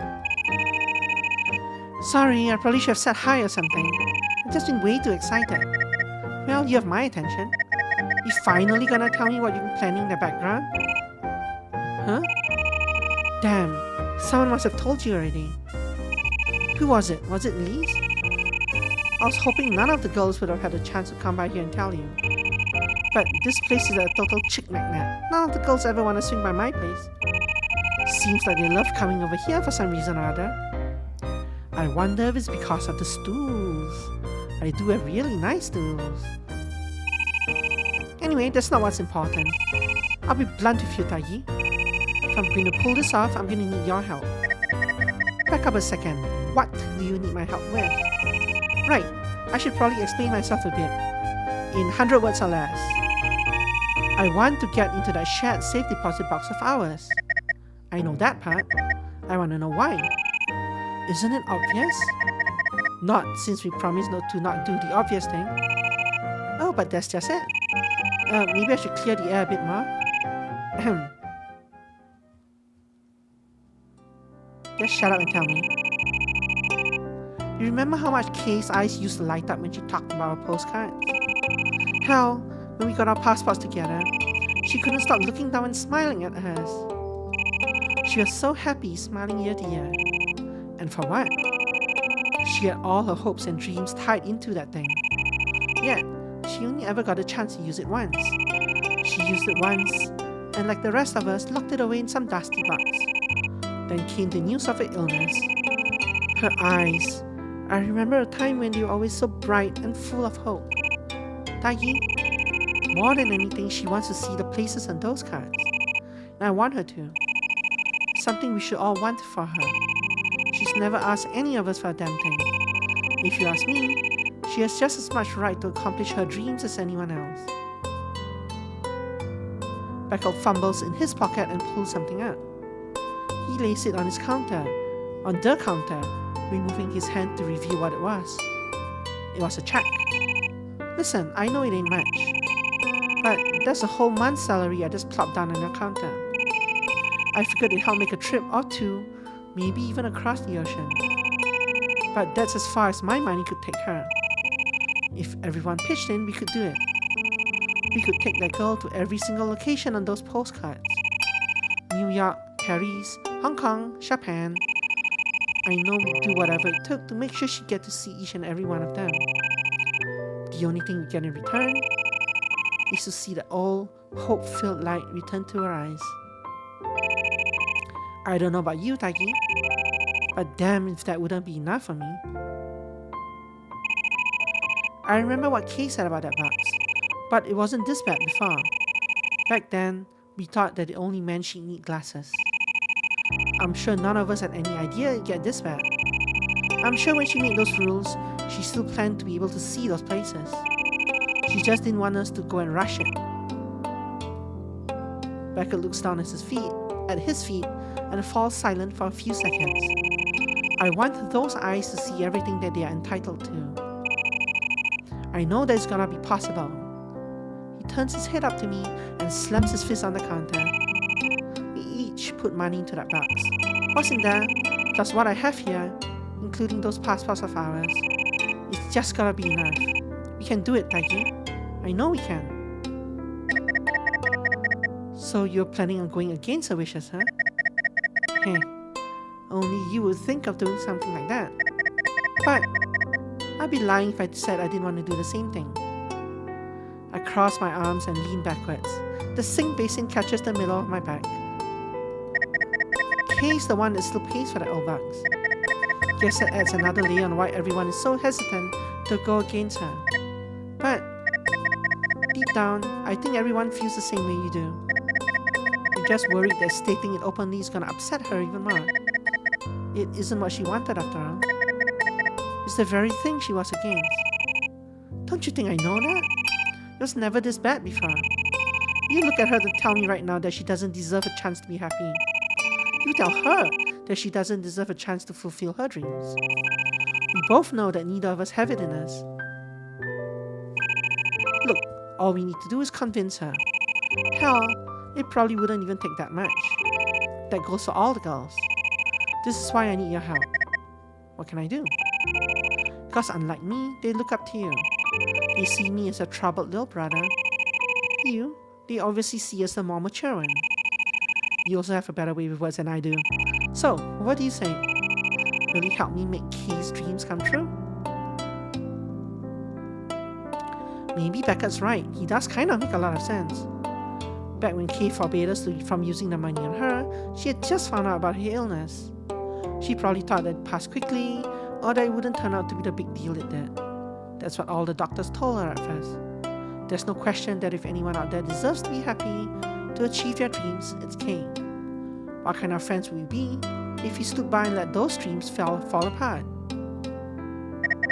Alright, you've twisted my arm. I'm in. Seriously? Nice.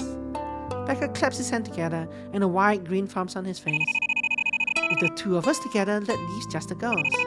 We'll need everyone on board if you want to get a box open.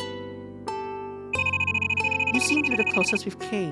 How about you talk with her directly? In the meantime, I'll talk things over with Lila. She could probably talk to Elise and get her in as well. Scared to talk to Elise herself, huh? Absolutely terrified. Besides, it's not like she'd take me seriously. You know how she is. She got really mad when I tried to get her number the other day. Even went as far as to say that I should be ashamed of myself. I figured after that, it's probably best to let Lila talk to her first. I hope this idea of yours works out. Yeah, otherwise we're in big trouble.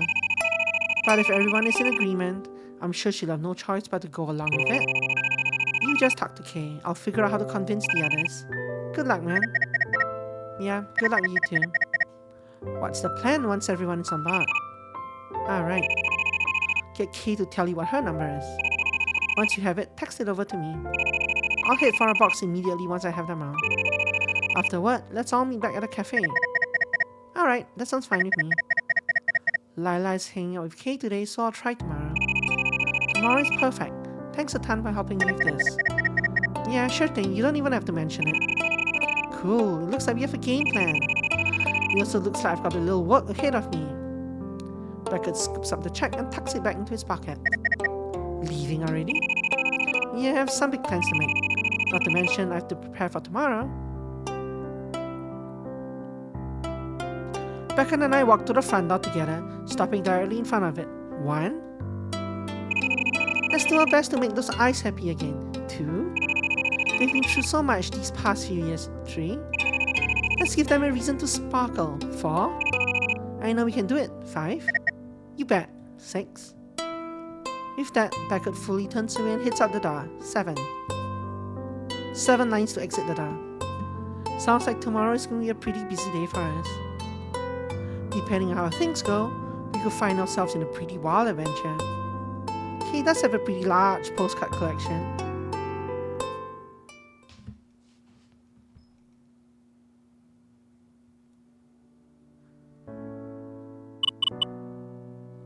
Do we want to read the rest of this? I'm asking you two now. I don't mind going to see what Kaylin's portion is, since we're already so far in. Okay, let's continue on. And so I pretty much have I had 1 or 2 games lined up after this anyway, and at this point it's going to be 1 game. So it doesn't really make a difference at this point because we're an hour and a little bit left over. We should be fine for the last game. So let's just finish the story up. Kaylin, are you sure? I don't really know how I feel about that. The last thing I'd ever want is to be a burden to you all. Is this really what you want to do? I have to admit, it all sounds like such a beautiful idea. To finally be able to see it all before I lose my sight completely. It sounds nothing short of a fairy tale. But I'm no princess. I can't put you all through the trouble. Wouldn't it be a huge inconvenience to everyone?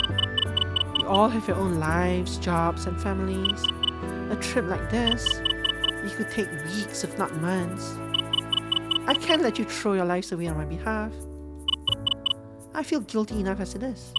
But I feel so happy that you all thought of me, Tilly. As much as I love the idea, I'll have to respectfully decline. Okay, this is what you've always wanted, isn't it? Just mentioning to you, I saw how your face lit up. Please, don't think of yourself as an inconvenience to us. We want to do this. We want to do this for you. All of us traveling the world together. Doesn't that sound like a dream come true? A somber expression grows across Kay's face as the two of us continue walking down the park path. It was clear to me that she was torn between the original convictions and this new scenario I just raised. She seems to be wrestling with them both pretty hard. It would be so much more than that. My whole life, All I ever wanted was to see the world. I saved up every penny I made working at a cafe. But the results of my tests kept getting worse. I finally lost hope that I ever get to visit even one place from my postcards. It's what's been the most crushing about all of this, my dreams. Kay's emotions get the better of her, and a thunderstorm suddenly materializes. Worried, I place my hand on her shoulder and gently comfort her as we continue to walk. Hey, it's alright. Everyone knows how much those postcards mean to you. We love seeing you so excited when you talk about them. The way your eyes light up as you share every last detail about all the places they show. We miss that part of you, Kay. Please look at this as a chance to finally achieve your dreams. It's something that we all want to do for you. It will be something for you to look back on fondly, even when your sight finally goes away. Your illness.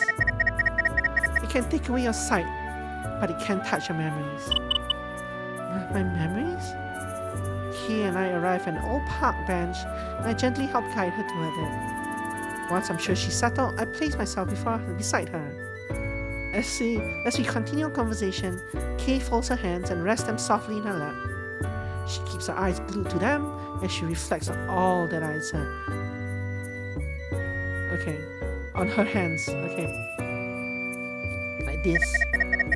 You wouldn't be a burden at all. Days, weeks, months, it doesn't matter how long it takes. You deserve a chance to be happy, Kay. This is just us trying to make it happen.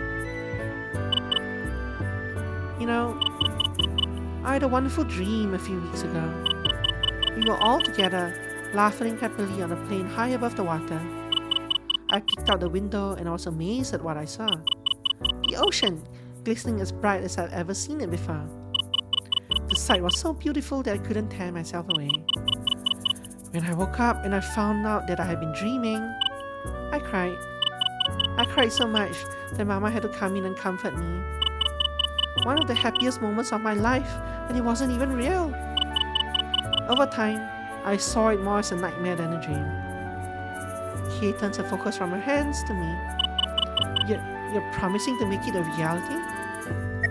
I am. Kay, I am, but I can only do it if you let me. That dream, seeing us all together laughing, it meant the world to me. If you're absolutely sure that it wouldn't burden all of you, that you can turn that moment into a reality, then I will go with you happily. Kay smiles back at me warmly, her face glistening in the sunlight of the mid-morning. I promise that we'll do everything we can to make you happy. I know you will. That's why I'm not worried. Daggy, can I ask you something? Sure, go ahead. I have you and everyone else looking after me, but who is looking after you? You say I deserve happiness, but what about yourself? Don't you think that you deserve a little too? Sudden loss of music. I don't know about all that. Well, I do, Anger. You're a wonderful person. You've always been there for me when I needed you. I only wish that I could somehow return the favor.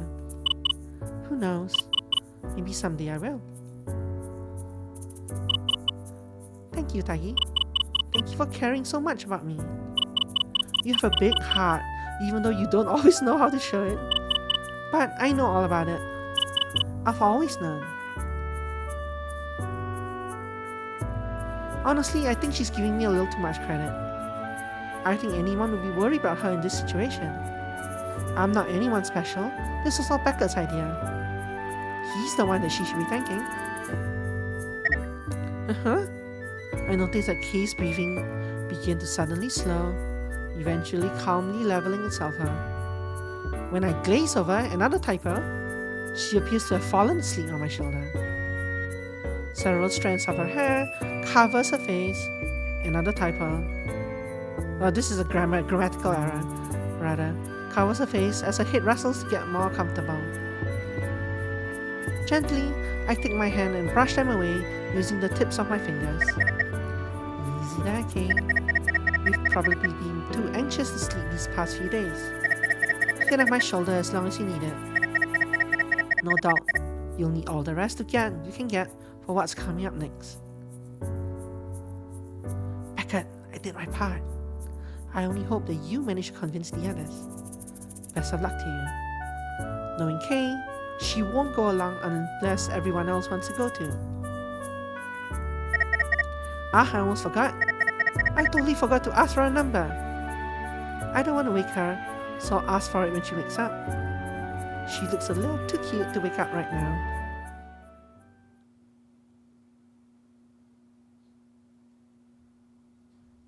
We spent another hour together before we parted ways. To better prepare for my meeting with Beckett, I decided to head home a little early and relax a bit. During this time, I talked with Beckett over the phone and gave him both our numbers. I know, right? That's what I've been wondering as well. Why don't they just go to the box together? He was extremely excited when I told him that I managed to talk them into giving it to me. Talk them? Who are them? I thought it's only one person. He said to give him half an hour to set everything else up, that he had a spectacle plan. What Beckett defines as a spectacle strangely makes me nervous. Right. Please don't go back to playing water level again. It's just about time now. From the way he talked over the phone, he expects us all to be there. Like I missed something like this. I just hope he was able to keep his end of the bargain. If he didn't manage to convince the others, this could die right now. That'd be a shame. I'm starting to look forward to it. Now let's see how this goes. I should start heading that way. Walking toward the cafe felt new and refreshing this time around. There wasn't this grey cloud of doubt hanging over me. I felt confident about what was to come. That, unlike the many times before, something positive was going to happen this time around. I held on to that feeling as I made my way down the sleepy suburban streets. It truly felt like a new beginning was taking place. Okay, we must have walked these streets 1,000 times over. We've made new friends, said goodbyes to old ones. Our whole lives have played out right here. We've changed a lot over the years, but these streets have stayed the same. If this thing works out, we're gonna have to say goodbye for a while. I wonder if they'll miss us. I was wondering if the demo was gonna end there. For a moment that looked like it was gonna be like the ending of a demo, but it wasn't. When I pushed open the front door of the cafe, I was greeted by Miss Satsuki immediately. Hello, Taigi. Everyone else is already waiting for you in your usual spot. I'm sure they can't wait to see you. Thanks for the heads up, Miss Satsuki. Sounds like you have something very interesting planned. I hope whatever it is goes well. I'm sure we're all hoping the same thing, Aeroplane. Best of luck to you, dear Aeroplane. Miss Satsuki politely bows and moves down to the opposite end of the counter. There, she began checking the new customer that walked in behind me. Even Miss Satsuki is hoping this thing works out. I wonder if she knows what it's about. Something tells me that she'd be in full support of the idea. Yo! From our table, a voice shoots out across a wide entryway of the cafe. Get over here, will ya? We're just about to start without you. Right, I'll be right there.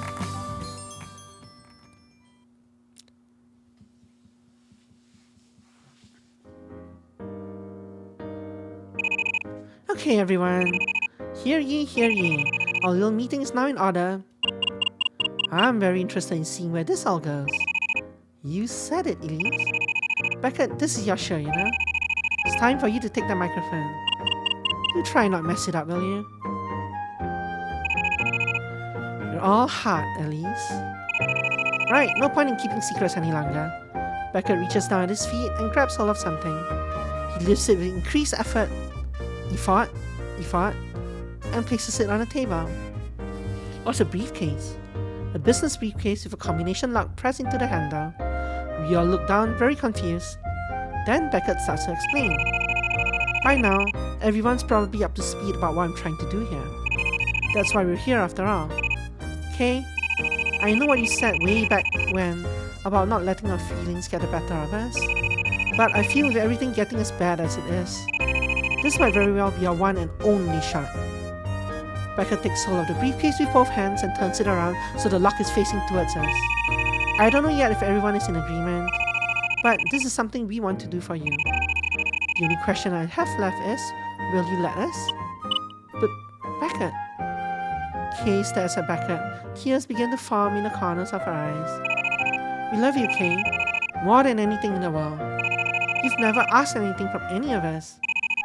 Please let us do something special for you. Something we'll all remember for the rest of our lives.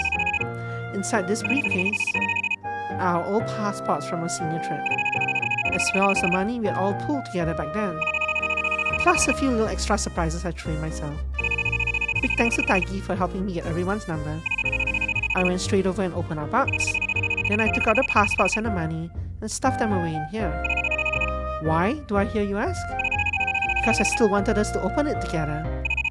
For this to work, we all need to be invested in it. No better way to show it than to open this bad boy up together. Beckett pats the top of the briefcase before gently pushing it toward Kay. I don't want you to think that I'm forcing you into anything. You can just as easily ignore this case and you won't ever mention it again. But if you want to see the world as is shown on those postcards of yours, then this is going to be your best bet. Please turn that first down.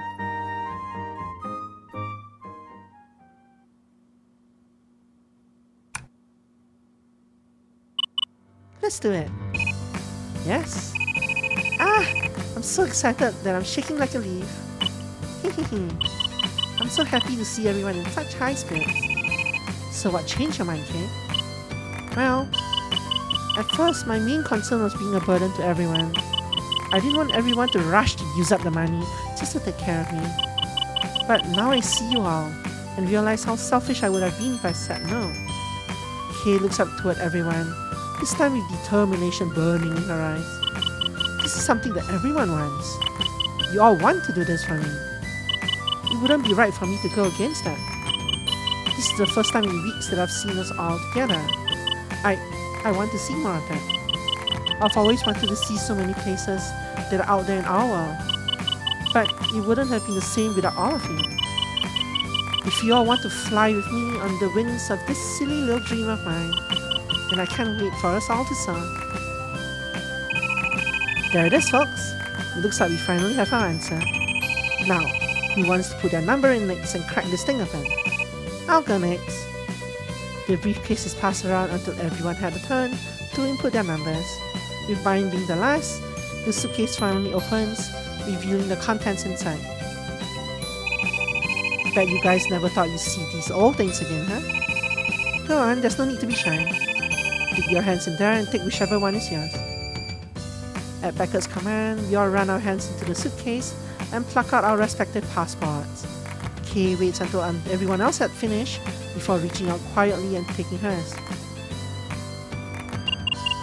I do hope you have some kind of plan in mind. If this is as far as you've gotten, we're in big trouble. Oh, ye of little faith. This was only part of the big surprise. Check these babies out. Beckett reaches into the briefcase and pulls out several strips of paper. He picks them up together and lays them gently on the table like a spread out hand of playing cards. I see what these are. They're plane tickets. Yep, but not just any plane tickets. These puppies are gonna take us all the way across the ocean into France. Did you say France? So these guys are US, right? They have to be in the US. I've been trying to figure out where the game itself is located because they listed New York as one of the places that they wanted to visit. But if you're going across the ocean to France, you have to be the US or Canada. But all the text, all the writing has been American. The spelling has been American. So it has to be US. Not bad, eh? 5 whole plane tickets? On such short notice? How did you manage to afford something like this? Some money put back in a rainy day fund. Typo here.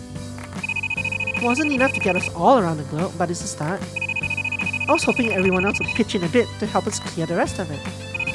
I also figured that there's probably not a better reason to use that pooled together money. So we can rely on that to hopefully make it the rest of the way. That is, if everyone else is cool with that. I've got no complaints. Supposed to do I. I'll help out too. That's the spirit, Kay. We'll be counting on you. Leave it to me. Hey, Taiki. I'm gonna need your help too to keep these girls in line. And just what exactly is that supposed to mean? If anything, we should be the ones looking after you too. For me and my big mouth. Wait, hang on a moment. These tickets. Elise takes hold of one of the plane tickets with both hands and brings it together closer to her face. I bet they're for tomorrow. Suddenly, her eyes grow wide with astonishment. The departure day is tomorrow morning. Of all the stupid... Elise takes the ticket and begins swatting backward with it like he was a fly. This hardly leaves us with any time at all to pack and prepare. Okay, easy. Those were the cheapest one-ways I could find on such short notice. Don't you think there was an important detail to tell us? I was gonna get to it. Unbelievable. Elise takes a calm breath and exhales it in the same way. I'm lucky that all of my clothes are already packed away in my suitcase. Otherwise, planning my wardrobe with such little time to spare would have been impossible. I should probably call the office and let them know I'll be gone for a few days longer than I originally thought. Tell me about it. I'll have to phone the gym right away. Probably cancel all of my personal clients. They're probably gonna hate this super short notice. I think it's gonna be a bit longer than just a few days. Have you guys forgotten just how many postcards Kay has? I'm sorry, everyone. Because of me, you're all risking your jobs. Last thing I want is the reason you all get fired. Eh? Don't you ever say such a thing, Kay? Don't you even say such a thing, Kay? Beckett's right.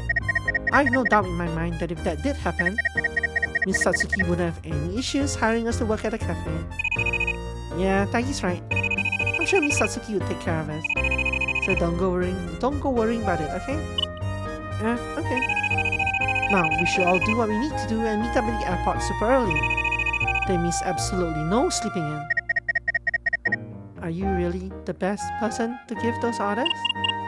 I share the sentiment. Sheesh, I was just saying. Just be sure you get there on time for our flight. Don't forget your tickets either, please. I'm gonna head back home and start packing up. Y'all should do the same. Later. Beckett slinks away from the table with a wave, passes through the door, and a chime above follows him out. I'm glad that he's so carefree about all this. I don't have any idea what I'm going to wear. What even qualifies as fashion in other countries? Is the dress code different or anything? Don't worry, Lila, you can just dress in your regular clothes.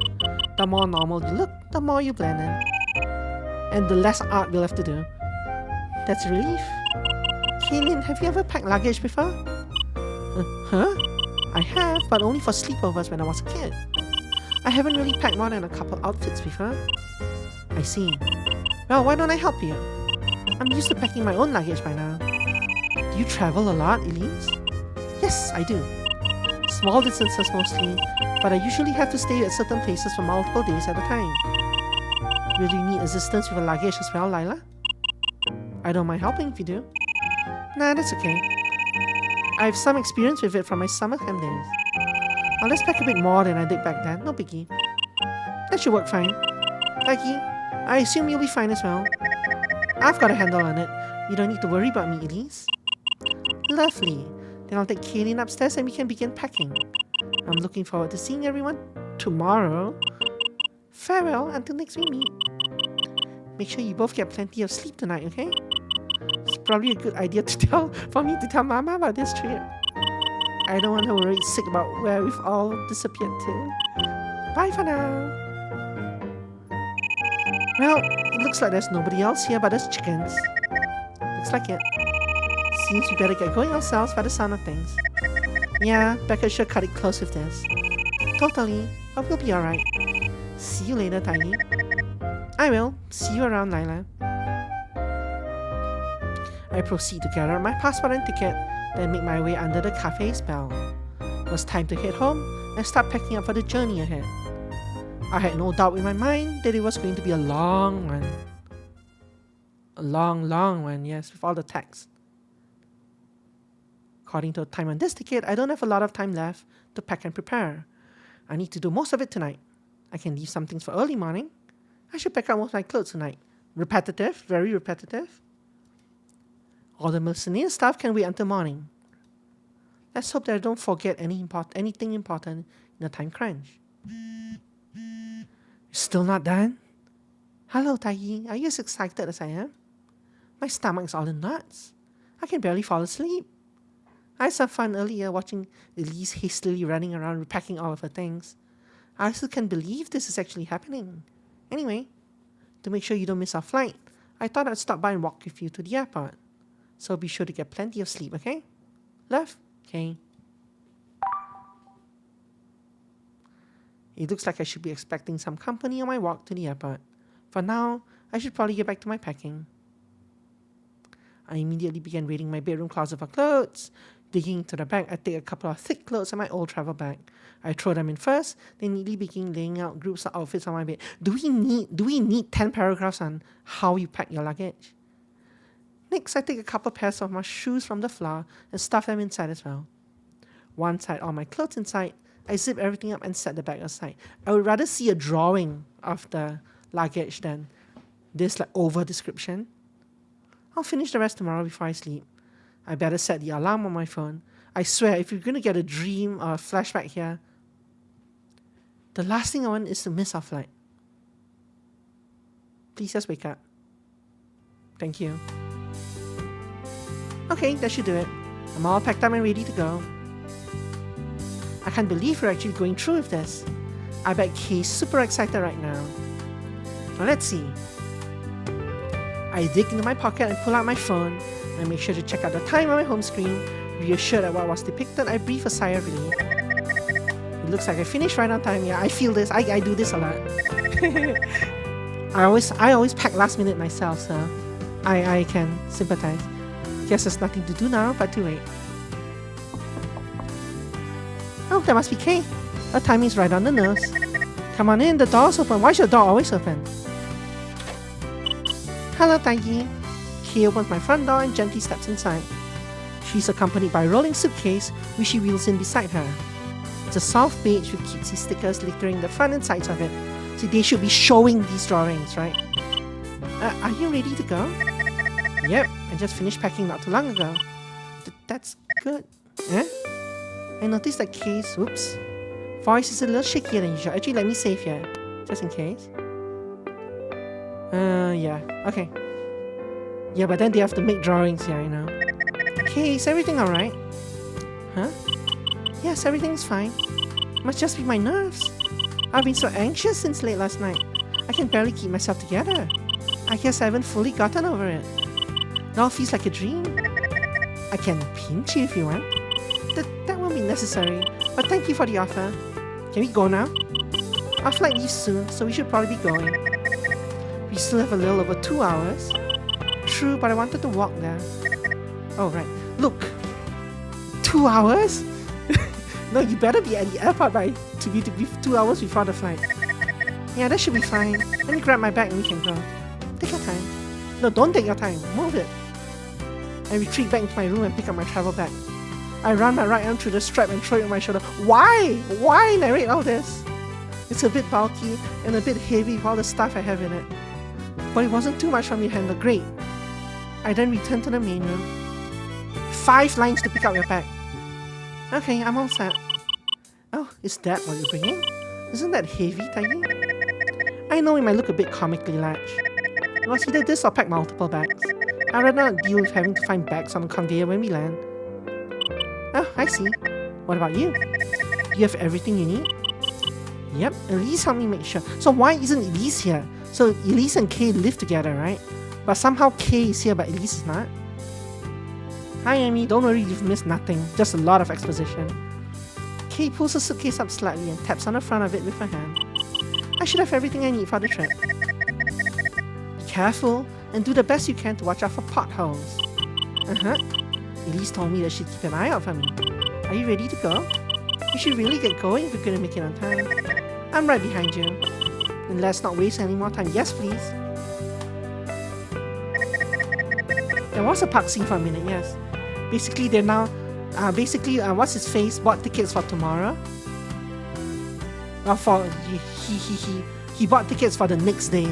So we all had to go home and hastily pack our suitcases, and now we're on our way to the airport. The sun's out. It looks like a great day for flying. The birds seem to agree with you. You must be feeling over the moon about today. I don't know. I think this is a demo. It's just an overly long, unnecessarily long initial chapter. But if you're not reading out everything out loud, I guess it goes faster. You're finally taking the first steps toward your dream. The only thing I'm feeling right now are butterflies. Only 1% of total word count. I'm so nervous and I don't know what to expect. You probably know a lot more than the rest of us. I'm sure as those butterflies fly away, you'll be amazed. I hope so. Kay bashfully looks over to the side for a few seconds.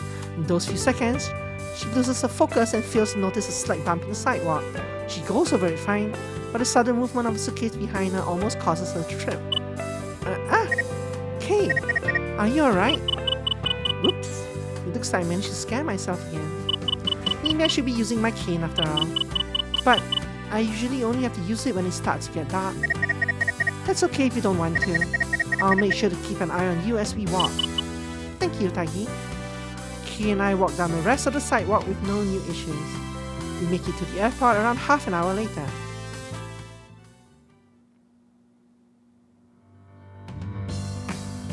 I'm still here because I'm trying to get to the end of the demo. Is there an end to this demo? That's what I want to know. We're already at the airport. Stepping to the airport felt like stepping to another world. I must have passed by this place 1,000 times, but never actually thought I'd ever go inside. Giant windows line the walls so that travelers inside get a better view of the tarmac. Several large digital screens hang from the ceiling with flights and dates on them. I studied these a bit to try and find a flight. Wasn't long in my mesmerized wandering that I finally bumped into my travel companions. Hey, I was wondering when you two make it here. Our plane's gonna start boarding pretty soon. We should start heading toward the gate. Come on, let's get going already. It looks like someone sure is excited. Duh, this is gonna be a blast. Do you expect anything less? Nope, I feel the exact same way. Yes, let's give it all we've got. Look at you, brimming with confidence. What happened to those butterflies you had earlier? Oh, I got so excited I forgot all about them. Let's hope they don't come back halfway through the trip. That would be kinda bad, wouldn't it? Alright everyone, let's go over a few things before we board our plane. Can we just board the damn thing? I was able to get ourselves some pretty great seats despite the short notice.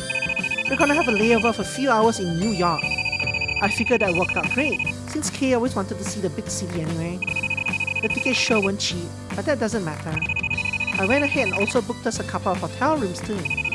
Those should be waiting on us when we touch down in France. The hotel's not far from the airport either, so we should find it pretty easily. Here, you guys are gonna need these. Beckett reaches into his pocket and pulls out his phone. He taps on the screen once, causing a chain reaction of buzzing from everyone's front pockets. I had a message already typed out and ready to send, if you're wondering. All I had to do was press the send button. I made a group chat for the occasion, and the message in question holds everyone's room numbers. The confirmation code and stuff is in there too. I'm actually impressed that someone like you could be this on top of things. Oh, is that you giving me a compliment, Elise? Hell truly has frozen over, hasn't it? Don't let it go to your head. Sadly, this is as far as my money's gonna take us. If we're gonna make it all around the globe, it'll be up to everyone else to help and pitch in. All I did was get us started. The rest is up to you guys. You really went all out on this, huh? Hell yeah, I did. And Kay, don't you even start. Well, they do have luggage, it's just not drawn. It was worth every penny just to see you smile. How about we start getting you around this route? You guys! I don't know what to say. I guess Mama was right. I really do have some great best friends. We'll always be right here for you, Kay. Now, how about we get the show on the road? Hey, don't you mean up in the air? Pretty sure there's not a lot of road where we're going. Yeah, that's one way to put it. This is it, everybody. It's too late to back out now. All in on this thing until the end. Let's get out there and make a dream come true. Here, here. Cool. Now everyone lean in real close together and smile. What in the world is that thing? Camera? It's one of those old ones that print the picture out directly. It's disposable too. How much did you pay for that? Nobody uses those old things anymore. The Kirara camera. We all have smartphones for a reason, you know? Just humor me, please. Yes, I know we could just use our phones, but physical photos make for better keepsakes. Now, can everyone please just get together so I can take a picture? Sure, why not? Could be fun. Now, I have to figure out how this thing works. Becca, stop wasting time. Stop stalling for time, you damn writer. Well, you just don't press the button. As a scroll wheel, you have to load it first.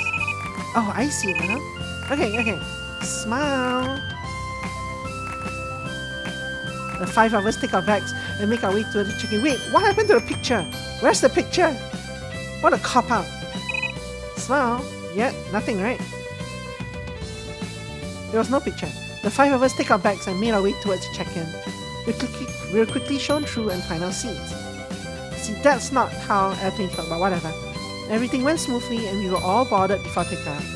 Hearing the roar of the plane engine as it spun to life filled me with inspiration.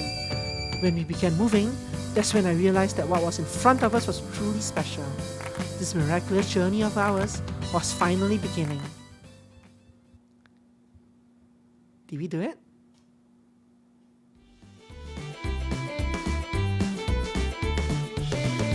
Come on, really? We have an overlay as well? Couple hours, we finally touched down in the biggest city I've ever seen. Now I'm curious, now I'm invested to know how long this demo is exactly.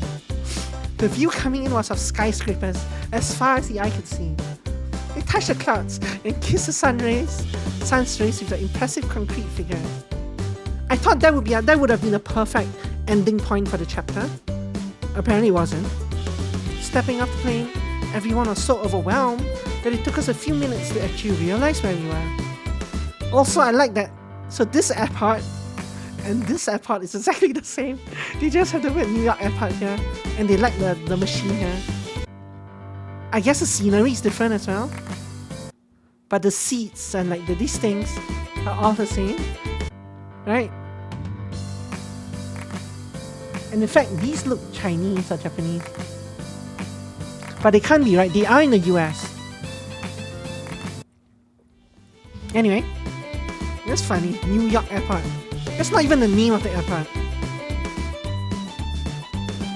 Snack and drink here. We had done it. We had officially taken the first steps on our adventure. Ah! This place is amazing. Look at the words, New York Airport. I can't believe we're actually here. Did you guys see all the skyscrapers on the way in? I can't wait to go outside and start exploring. I feel a little sick to my stomach actually.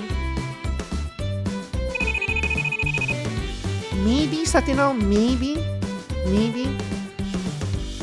I don't want to say that because that's probably not true, but they did get the plane thing a bit wrong. Like the check-in timers and all that are wrong. You don't check in and then go straight to your... Actually, no, that's not true. You do check in at the gate in some countries, in some airports, but not, I don't think, minor airports. I don't know. Flying must not agree too well with my insights. Looks like you're prone to airplane sickness, Lila. Better take that into account when we board our next plane. Can you stop talking about it, please? The more you mention it, the more my poor stomach knots up. Even so, that was just a 2-hour flight. I imagine that we only get worse on longer ones, so they're 2 hours away from New York, which is not very far at all. 2 hours flight away. Best prepare yourself.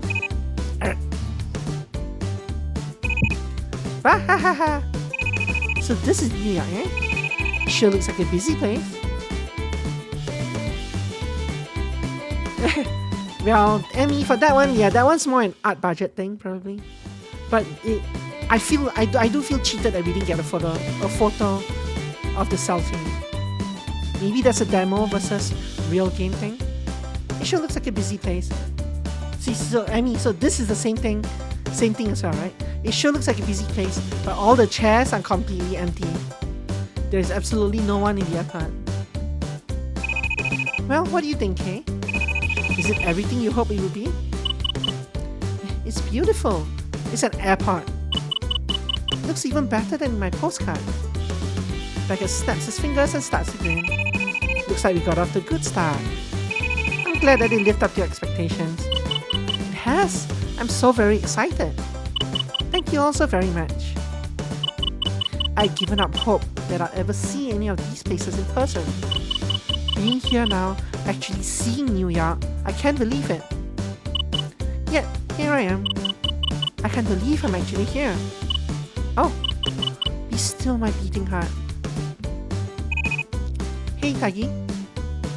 Beckett nudges me with his elbow and winks.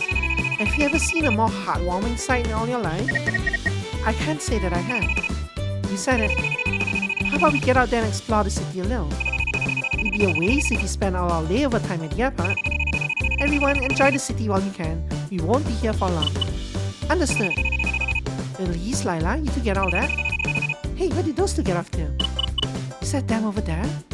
Kay points to a corner of the terminal where Beckett and I make out the figures of our missing friends next to a trash can. One of them was clearly hunched over it, while the other was keeping her head from dipping too far into the inside. It looks like we're gonna have to take turns babysitting Lila and her stomach through the whole trip. That's not exactly something I'm looking forward to. But I guess that's a problem for later on. Right now, let's enjoy the present. Welcome to New York. We eventually managed to coax Lila away from the trash can she was holding onto for dear life, though she didn't make a good attempt to take it with her. We spent the next half hour collecting everyone's luggage before we gathered outside. Kay's eyes grew wide as she stared up at the large buildings that stood around the zone. Oh? What was the O about? Oh, okay. Thanks for the celebration. None of us had ever seen skyscrapers like this in person before. I still don't see the celebration. Wow, would you look at that? I've never seen so many in one place before. What do you think, Kay? Now they're really in the middle of it. Is that an Elden Ring celebration? What emote was that? Looks exactly like a postcard, right? No, this is the real thing. I'm seeing with my own two eyes. This is a million times better. Hello, New York. Hot friend, It's a Twitch global emote now. It's me, Kaylin Kirena. You don't know me, but I've heard so much about you.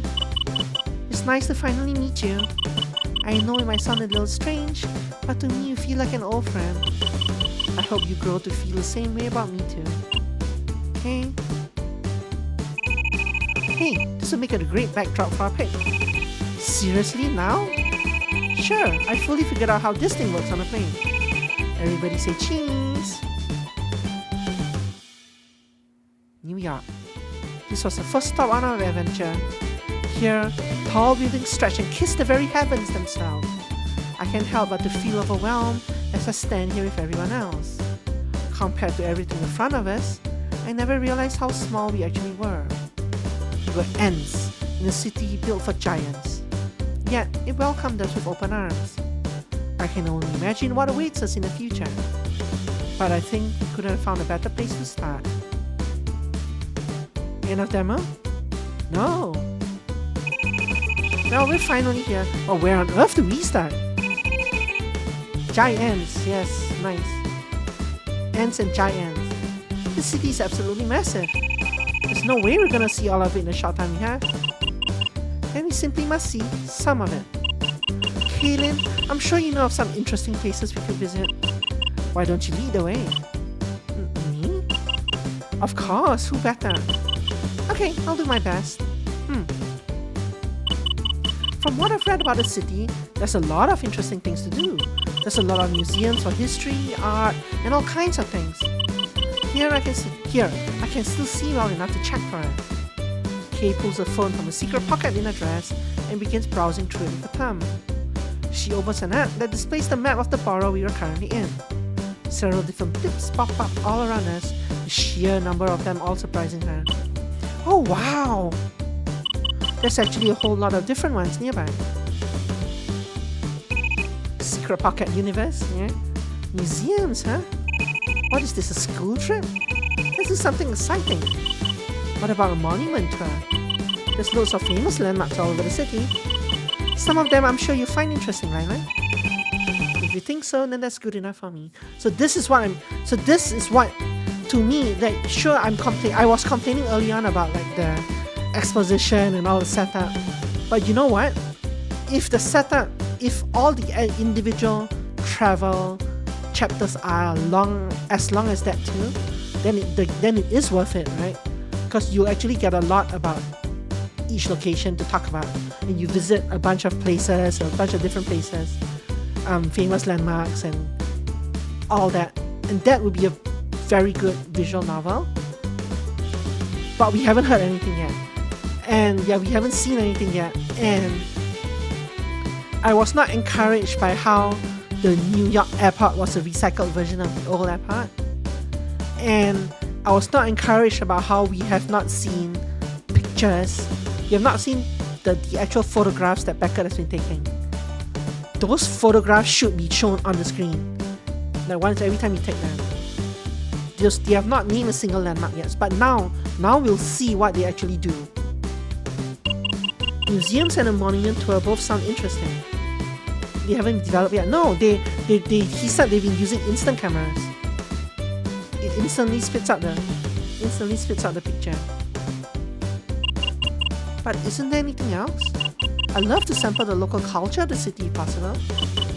Oh, then maybe watching the play is not what you're looking for, Ali? A play? There's lots of theatres here. New York is very proud of its local artists and playwrights. Oh, it's a disposable travel camera, but it's not developed? Oh. I usually think of them as the same thing, but I guess maybe not. In that case, yes. The place sounds fantastic. Lila gives an uninterested yawn in response. Plays like that always make me fall asleep. The funny get-ups are always fun to laugh at, you know? You will never really want to sit still. I guess not. Personally, I think all that sounds great, but we don't have enough time to see everything. So I say we pick one and go all in on it. It's time for a vote. I'll start. I vote for the monument tour. I believe I'll cast my vote for seeing a local play. I'd actually like to go to see one of the museums. How about that? Looks like everyone is voting for something different. It looks like Taegi gets the deciding vote. You haven't voted either. I'm fine with whatever. The deciding factor is all yours, buddy. Be sure not to mess it up now. Way to put me on the spot. No doubt he did it on purpose. Honestly, they all sound pretty good to me. But since we only have enough time to check out one, which one will it have to be? Who can hear this random music and think of anything other than New York? See, the play is a stupid option, right? You don't go to a city and shut yourself in a theater to watch the play. Especially not when you're from the same country. You guys are Americans. I want to pick explore the city because I need to know if they show landmarks. So we're gonna pick explore the city. Sorry, Satana. I'd love to see more of the city. We should go on a monument tour. Hell to the yeah. I think I think it's a waste to spend our time any other way. We should try and see as much of the city as we can before we leave. Seems I'll have to wait and catch the show next time. I suppose wandering the city is exactly the worst use of our time. Sightseeing does sound fun, doesn't it? Well, it looks like everyone is in agreement. Forced agreement. It's time for us to get out there and hail a cab. I totally call shotgun. Lila catches the cab by jumping directly in front of it. We all pile in the back seat while the driver wears a horrified expression. In the back seat, Kay swipes through her phone and points out landmarks as we come across them. Lila, with her head out the window like a dog, takes it all in. We spend several hours touring the city's for all the monuments we could find. Don't do what? Don't jump in front of a taxi? I see. When our tour was finished, we found ourselves in a different section of the borough. Look at all these monuments. Yeah, black screen. What kind of a game is this? Ooh. Now that was a total blast. I told you guys there wasn't a better way to experience the city. It's an old dusty museum any day. It was pretty fun, wasn't it? Hell yeah, I had a blast. I think I actually learned something along the way too. Oh, what did you learn, Nyla? That this place is old. The city was founded in 1624. The East Coast was the first part of the country to be settled by a lot of different groups. So yeah, it's like they're scared. It's like the devs are scared of mentioning the Statue of Liberty and Times Square and all that stuff. Like, come on.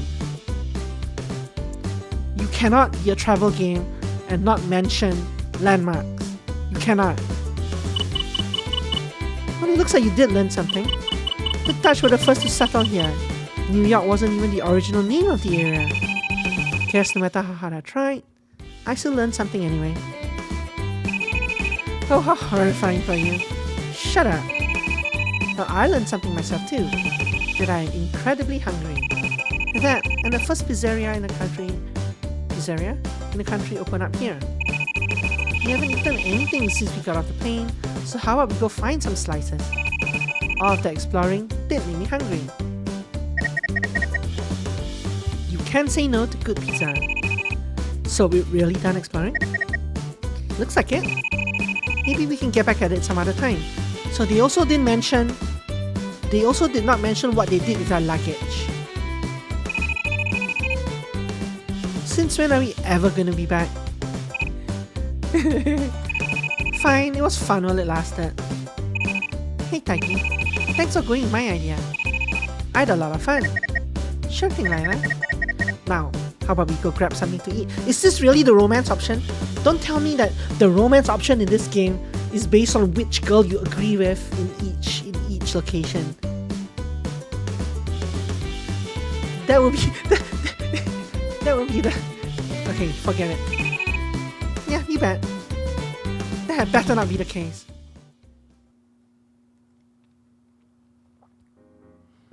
Did we get a picture of the pizza? Oh, why am I even asking? We won't get a picture of the pizza. Ah, they really hit the spot. I was surprised at how cheap it was too. I thought in a big city like this that the price would be through the roof. I have a fun little trivia fact about that. They say the cost of a slice of pizza rises and falls with the price of a subway ticket. Economically, the two are tied to each other in an oddly specific way. I think there's even a term for it, but I can't recall what it is. I guess that is pretty interesting. It was a pretty damn good slice, no doubt about it. I honestly had no idea you could get slices that big. Lila's was almost as big as her head. It was not, but it was pretty damn good. I know, right? Beckett quickly glances over and happens to catch a glimpse of his watch. Oh crap! We better get a move on back to the airport. Our plane's gonna take off without us. Seriously? What is with you and cutting it so close? They said the D word. Which D word? Still, we managed to spend our limited time pretty well. What D word? Oh, pretty damn good. The city was a lot of fun. I'm feeling super drained though. I'll probably sleep on the plane ride over. Same, my feet are absolutely killing me. I could do with a little nap myself. Agreed. So, did you enjoy your time in a big city, Kaylin? Yes, it surpassed my every expectation. I'm delighted to hear that you enjoy yourself so much. I can't wait to see what tomorrow has in store. Make sure you get some proper rest so that you'll be ready. Oh, I don't think you'll have to worry about that, Elise. I think we can get plenty of sleep tonight. See, this is how you know it's fiction. Sleeping on an aeroplane, really?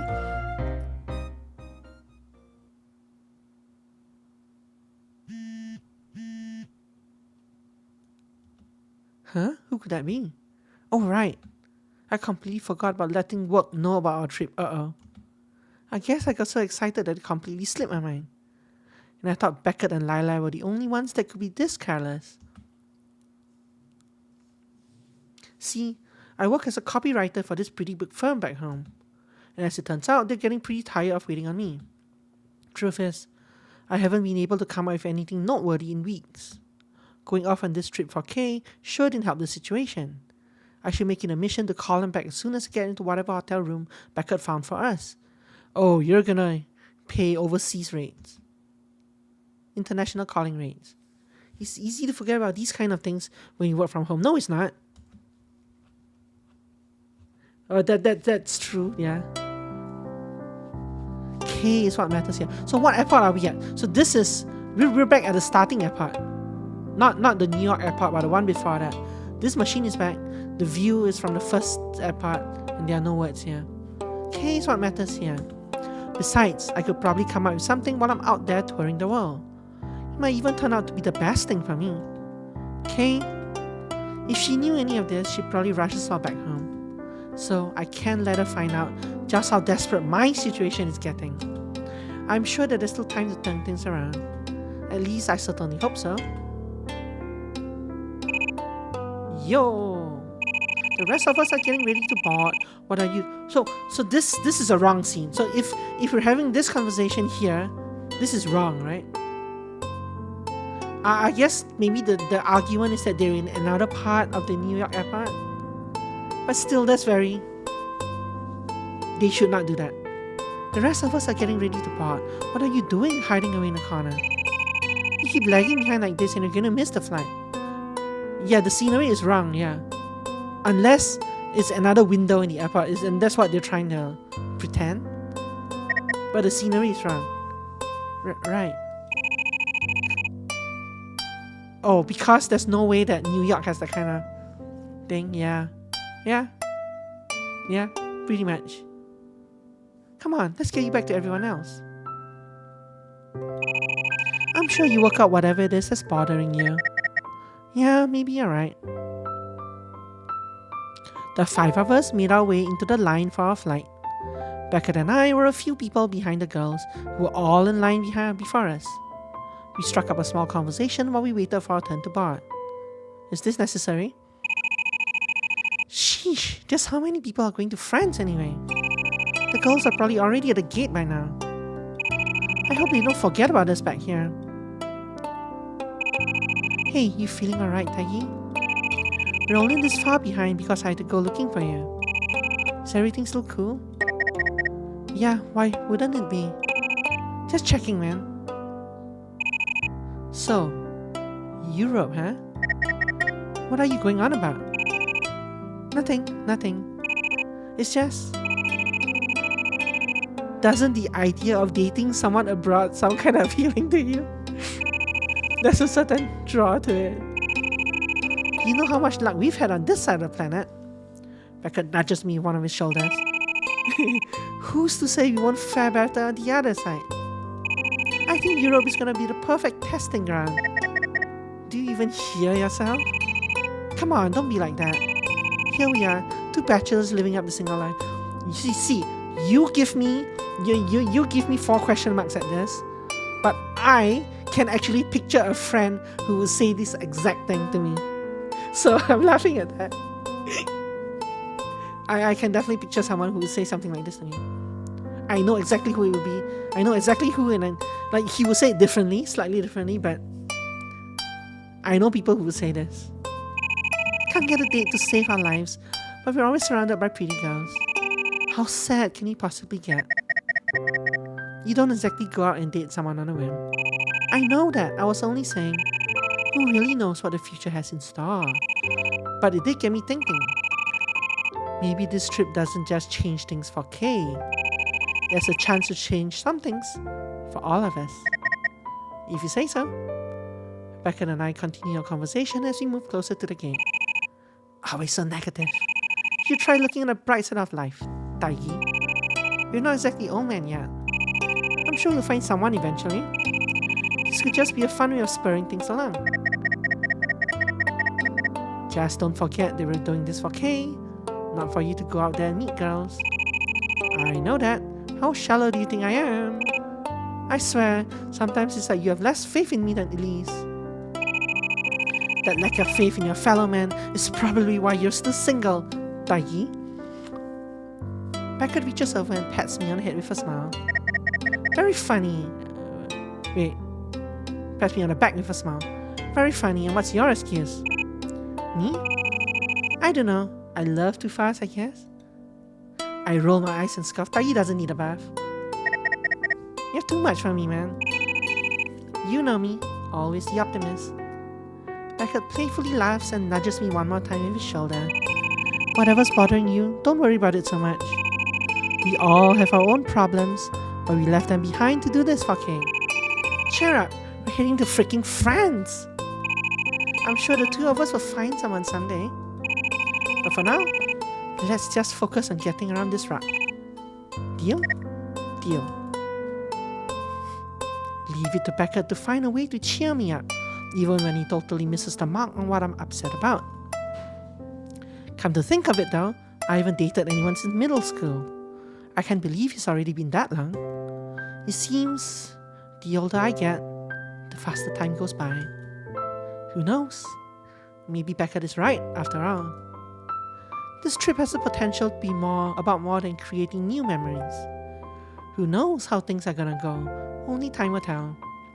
And this is only just the beginning. End of demo?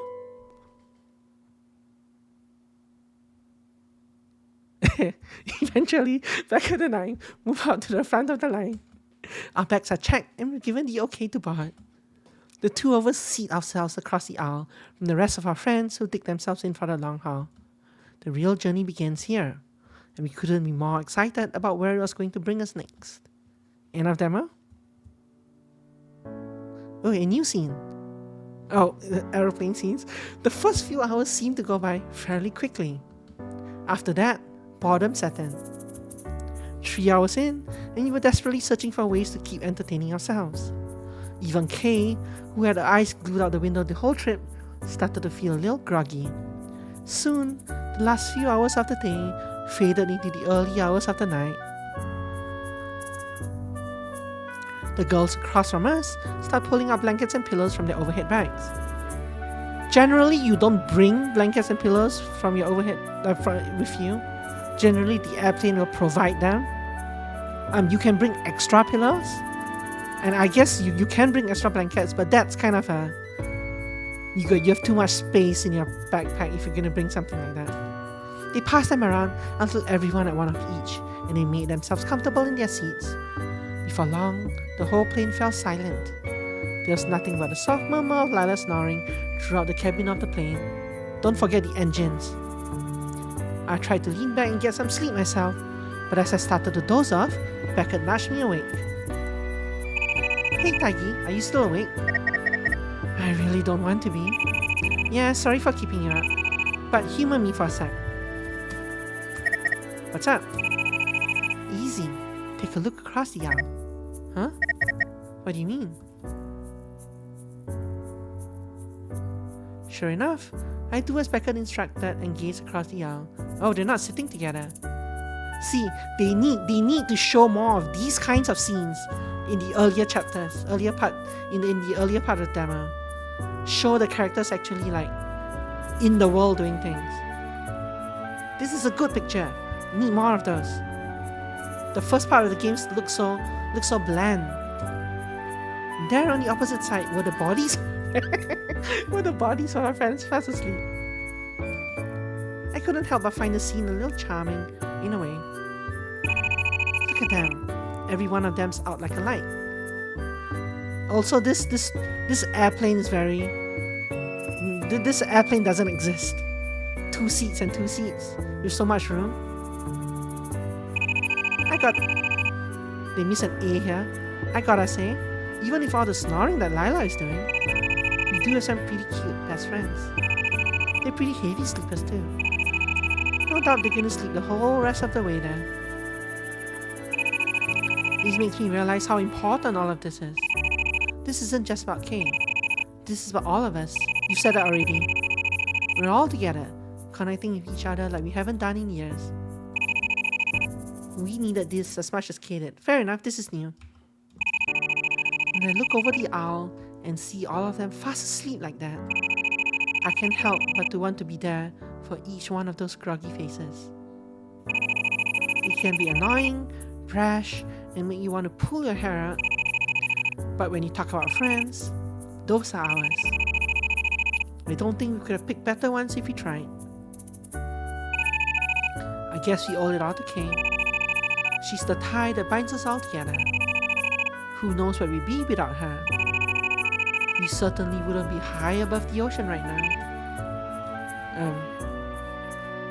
That one's for sure, eh? Well, I don't know about you, but I'm pretty sleepy. I think I'm gonna take a page from their book and rest my eyes for a bit. You plan on staying up? Yeah, maybe for a bit. Cool. Be sure to wake me when we start to land. Night, Patty. Yeah, night. See, now that was a good scene. That was a good scene. I like that scene. I stay awake the whole rest of the flight with no complaints. Carefully watch over our friends like a guardian angel. I couldn't help but reflect on what Beckett said. No matter where life takes us, deep down I know that we'll always have each other. In this crazy, crazy world, what more could we really ask for? Good scene. End of demo?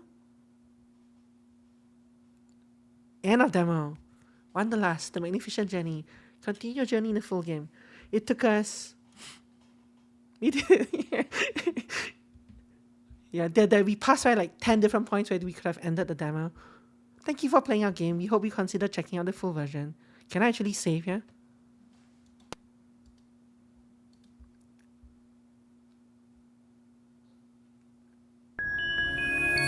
Okay, so that game, I do like the theme, not the museum, sure. I do like the theme in general. I actually like it a lot because my dad's losing his eyesight as well, and it's a goal of mine to bring him back to Singapore later this year to go like see the place for one last time. So this damn game had a theme that really tied into to something that I'm kind of facing in real life as well. So, which is a big reason why I wanted to play the game. Because I want to talk to him about. My goal is to talk to him about like the places that he grew up in. I want to get his stories. This is probably going to be his last visit to Singapore ever. I think I could write it better. Yeah, the writing was not bad, but I think they overwrote some parts to make up for some deficiencies they were trying to hide. And one of the deficiencies is that there's not enough unique art. The writing itself was fine, but it was too long. It was definitely too long, right? But the game itself, I didn't mind. I get what they're trying to do, but the writing is too much. There's too much writing in the places where there doesn't need to be too much writing. Look, then her amulet is here. Yeah, and there's too little writing in some other places, like. Yeah, I don't know. Actually, no, there's not too little writing in any place. There's too much in everything. Yeah, but the New York part, that's why I was hoping that when I took the monument tour, they would let us see the monuments and name some of the monuments. Because if you can't do that when you get to France, you can't do that when you get to Japan and Hong Kong, it's gonna be a poor game when all you see are generic backgrounds like this. You have to name the places. You have to showcase the places that you're visiting. I want the game to be good. I like this kind of game, despite the overly ambitious writing. I love travel games, but it has to be a travel game, and it has to actually showcase the travel part as well. Okay, let's see what this is. You have 10 minutes left anyway. Let's do this. To the museum. It might not sound like the most exciting thing, but visiting a museum does sound fun. We can all stand to learn a little bit about what makes a city so special. Oh, are you for real? I guess learning it is. Really wish we do something a little more adventurous instead. Lila will remember this. Suppose it's not the worst use of a limited time. Yay! Kaylin will remember this. It looks like my idea won out. I promise that learning a little about the city won't be all bad. Hey, I'll take your word for it. Although, I'm not exactly holding my breath. Kay quickly leads us down a couple of streets towards the nearest museum. She playfully skips along, pointing at all the street signs along the way, none of which we will see as players. When we arrive at the museum, she's the first one up the steps and to the doors. We spend hours inside this one museum, learning about history, art, and a few other topics related to the city. Oh, so this must be the New York, is that one big museum, the Metropolitan Museum? What museum is? I don't remember the name, but I visited the museum as well. The big one. Throughout it all, she wore a bright smile on her face. It must be... Yeah, it must be the New York Museum. It had been such a long time since any of us saw her so happy and full of energy. Once we saw everything, Kay quickly rushed outside so that we could make the short walk to another nearby. When she gets too excited, she sometimes forgets that her friends do have their limits. And we end up here. Kay, do you think you could rest for a teeny tiny bit? My poor feet are absolutely killing me. But there's so many other things to see. We only have so much time left. Don't you want to see as much as you can? Oh no. She's gone completely delusional. Look at her eyes. You know, it probably won't be a bad idea to take a break. You'll tell us everything you learn in the meantime. I think we all could do with a little rest. I guess I did get a little carried away. I'm sorry about that, everyone. Thanks for the save, Taggy. My tired feet are forever in your debt. It's quite alright, you're the reason we're all here to begin with. Now, why don't you share with us some of the interesting facts you learned? Right. Oh, did you know that New York was the original capital of the country? It was founded by the Dutch. The original name was New Amsterdam. Amsterdam, of course, is the name of the capital city of the Netherlands. The Dutch played a big part in creating and shaping the early culture of the area. Some of that influence can still be seen today. See, like a travel game, sure, you can throw in some like history bits, great, but you have to you have to show the pictures. Show the pictures how to play. Some of that influence can still be seen today. I feel like that guy that Jars, the cooking videos that Jar always links, and I feel like going, yeah. You cannot show like that. You have to show pictures of the places. People want to see the places, not the history bits. What's his name? I don't even remember his name anymore. The guy with the cooking show that Jar always links, where he makes fun of other people's cooking videos. That's fascinating, Kaylin. It's in a cooking channel. It's in a food channel in Discord, but I don't remember the name of the.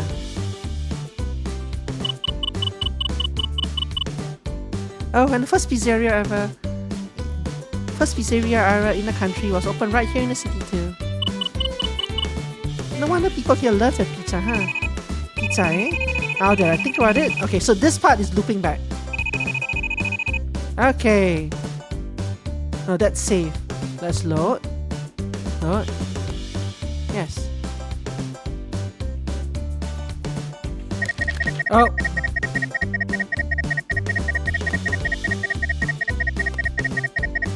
Misclick. The music kept on going here. Sitting on a plane. I say we should at least see one show before heading out. I've only heard good things about the kind of place held here. Yes, I wholeheartedly agree. If you really want to experience the culture of the city firsthand, there's no better way to do so. That's fine and all. So I think it's a romance option. Plus, it's you get to see a little bit different part of the city. Yeah, they change who you romance, of course. That's fine and all, but don't expect me to stay awake through it. I'm totally gonna snore through the whole thing. If you get too loud, I'll nudge you. I think seeing a play will be fun. There's a theatre not too far away from here, according to the map on my phone. I'm so excited, I can't wait. And you don't have to walk around, Lila. Hey, get a load on her. Get a load off her. Elise, acting like a little kid is a bit out of character for you, you know? Shut up. Kay guides us to the nearest theatre with Elise clinging close behind. Once inside, we collect our tickets and find our seats. The performance itself was very well handled. You could tell the actors were very passionate professionals. Elise Beast loved every minute of it. Lila, on the other hand, she fell asleep not even 10 minutes in. True to her word, Kay kept her snoring from getting too out of hand. When it was all over, the whole theatre erupted in applause, except for Lila, and the cast took a bow. Once things quieted down, we made our way back outside.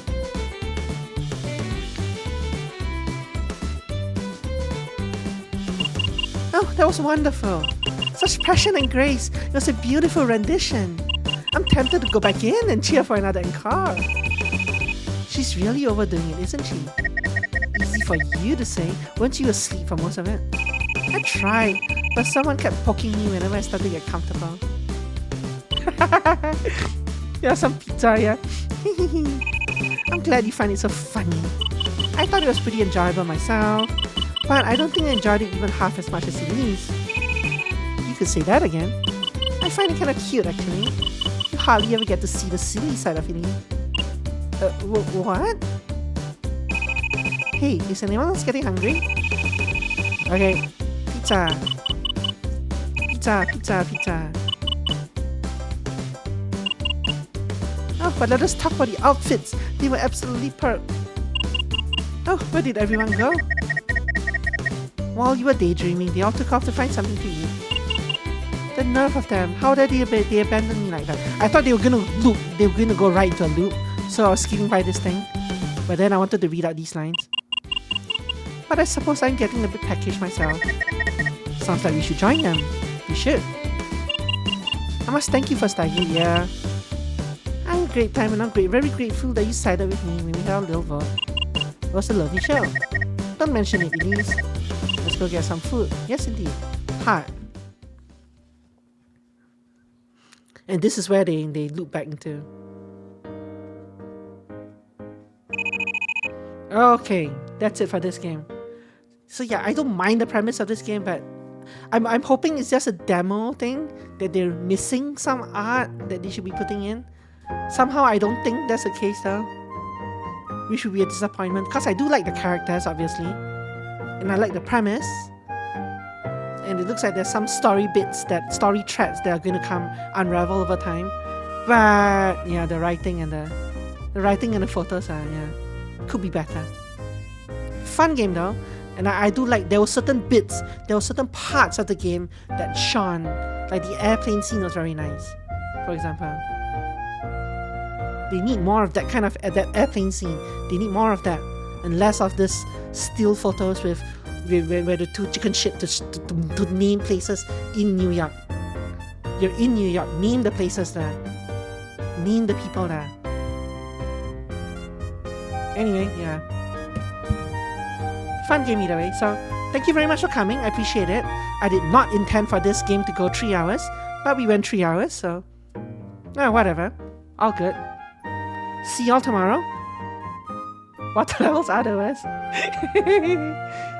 Yeah, see y'all tomorrow. Take care. Good night. Tomorrow we'll be back with another game. Sayonara.